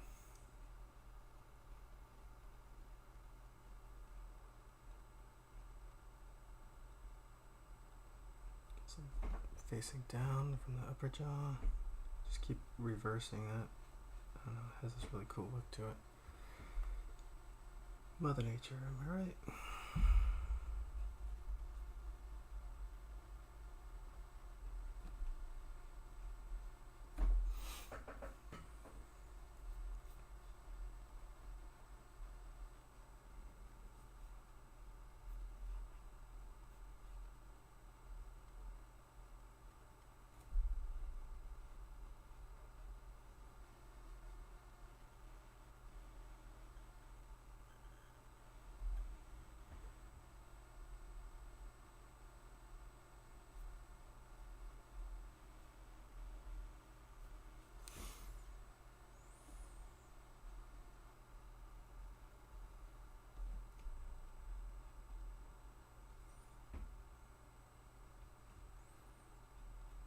Has anybody used it? Has anybody actually tried it out? The magma.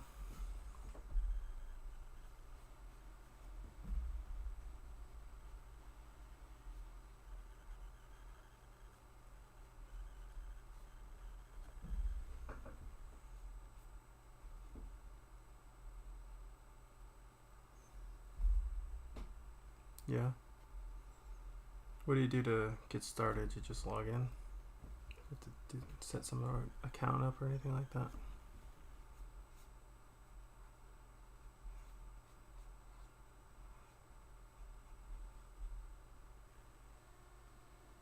Look, if you sit down and draw with a bunch of other people, your drawing is inevitably going to be bad in your mind. There's just no getting around it. You're going. It's just. It's just par for the course. Nobody thinks that, like, come out of those things and think, man, I did such a good drawing. Just for the fun of it. Oh, wish we could draw better in front of everybody else. I cannot believe I'm drawing a dragon right now. It's so funny to me.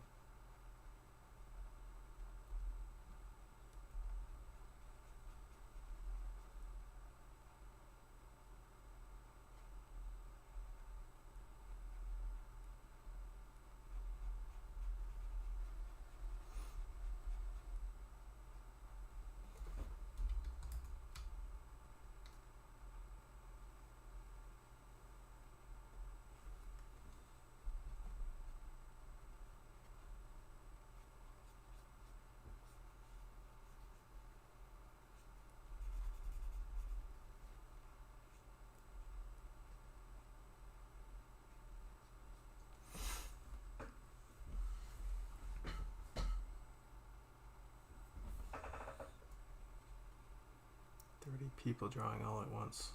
That's just a technological marvel as far as I'm concerned.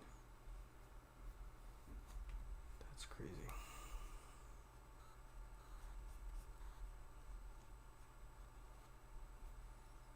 Very cool software.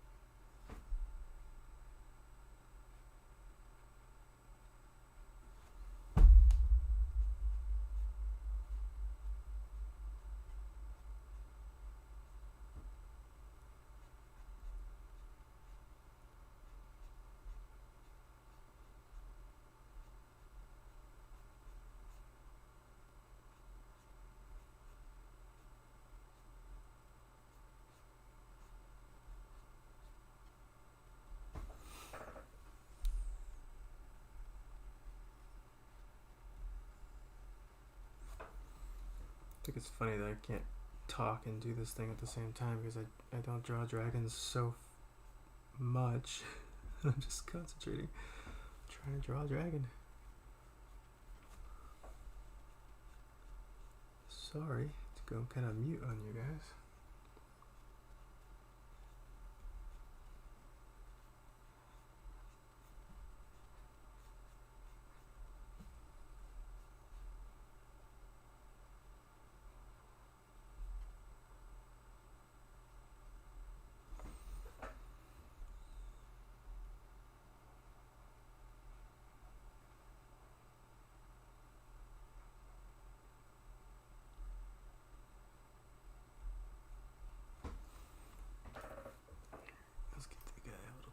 Fun here.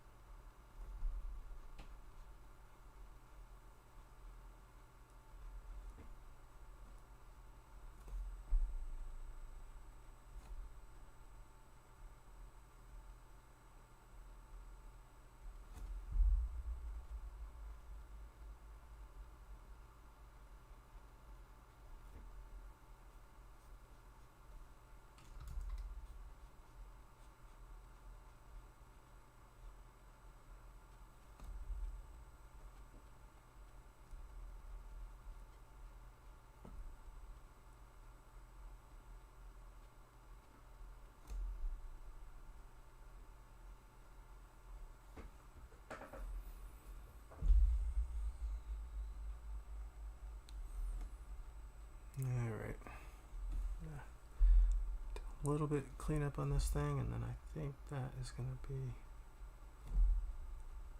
probably it for tonight, if that's not too much of a issue. If there's anything you guys want to talk about or want me to get into, happy to do specifics, but as far as my hand goes, after working all day, I think my hand is going to fall off.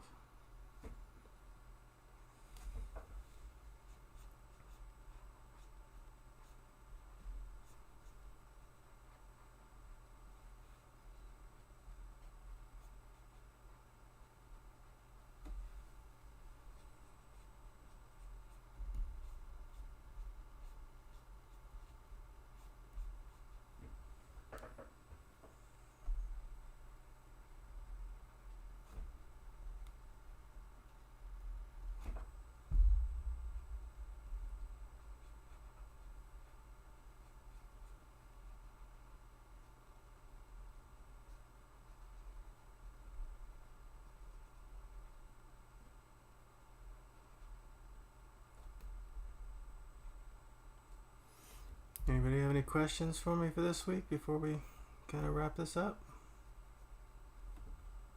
Guys ready to get this week started? Draw a bunch of things.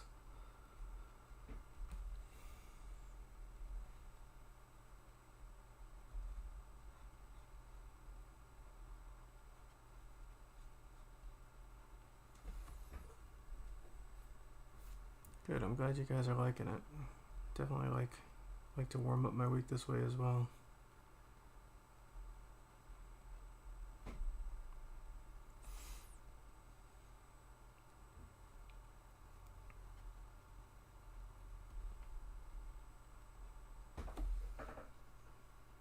Well, not only do I not like dragons, but I draw really ugly dragons. Look at that thing. I like the idea of the crater on the nose, though, where a little smoke action coming out.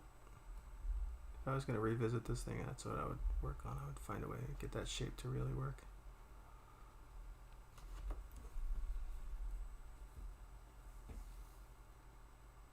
Good, I'm glad you guys are looking forward to it the same way I'm looking forward to it. You guys have a Discord channel? Nope. No. You know, I think I've been asked if I have a Discord channel about 6 times in the last week or so. I'm just not ready to spread myself onto any other mediums right now, any other channels. Got enough of those things going on. If you guys really think I have to, lean into me about it.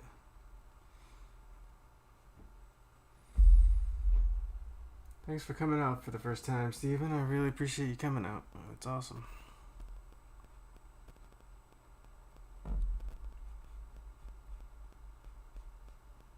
When in doubt, just keep adding details, right?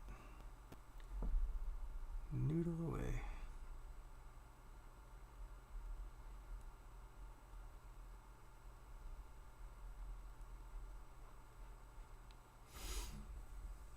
Awesome. Alright, guys. I'll stick around for about another 5 minutes or so and just kind of tune things. If anybody has any questions. Oh. This thing's stuck.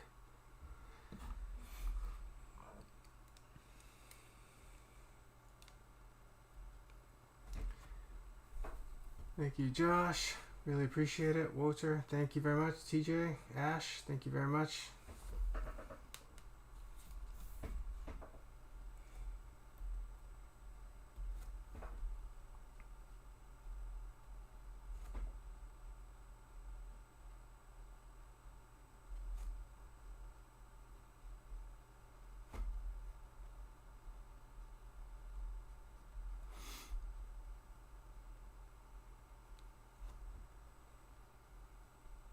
Thank you, guys. Awesome.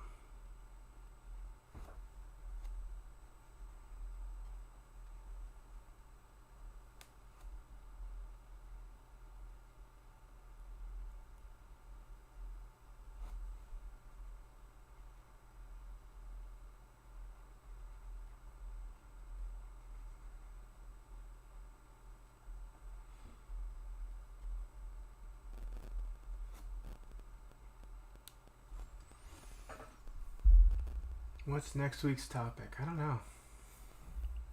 You have anything in mind that you want to talk about?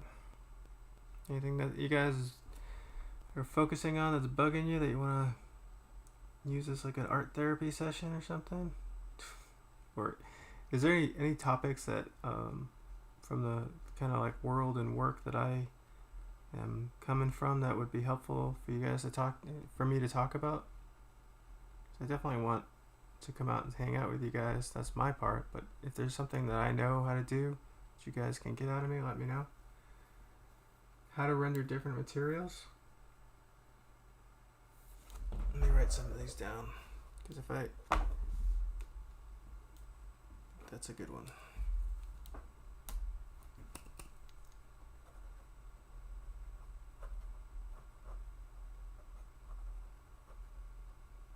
Okay. Yeah, that's 2 thumbs up for rendering materials. Get away from some of the line work for a week. Okay. All right. That's what we'll do. For next week, we will we'll do some material renders. So I'll do a drawing ahead of time, and we can do some rendering on it. Philippe, you're wanting stylized and exaggerated forms and comic process. Okay. Stylized forms process and comic process. I hope that means you're planning on making a comic there, Casper. So I can speak to comics. I'm definitely novice at it, but we can definitely talk about it. I'll tell you everything I know how to do, and that will get you about 5 feet into it. Yeah, we'll do an entire stream just on dragons. Yeah, that one would be about 5 minutes long. Nice. Okay, so for next week, maybe we'll do rendering materials, and Philippe, let's also loop in a little bit about stylized process, because I think rendering materials ironically works really well with stylized forms, and we could talk about that.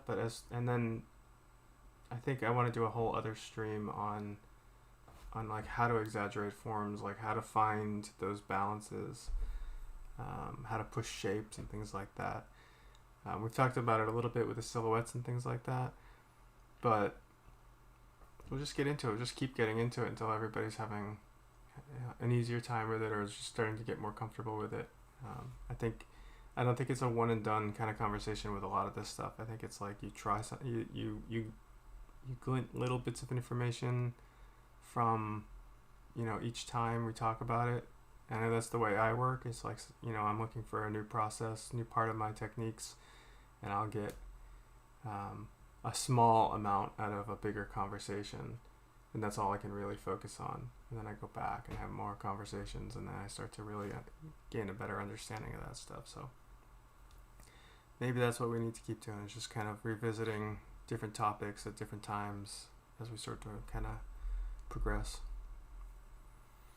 Alright guys, I'm going to sign off. It's 1:15 in the morning. Drink the last of my tea and then probably pass out somewhere in my house. Thank you very much, guys. It's been really fun. I love this. I love you guys coming out and hit me with whatever questions. And if there's questions you guys come up with during the week, hang on to them. Come and hit me with them next Monday. And if there's a topic that you guys think of during the week that you guys want to see a future stream on, definitely hit me up with that as well. And I'll just keep kind of writing these down, and we'll queue them up, and we'll just hit as many as we can. Thank you very much, guys.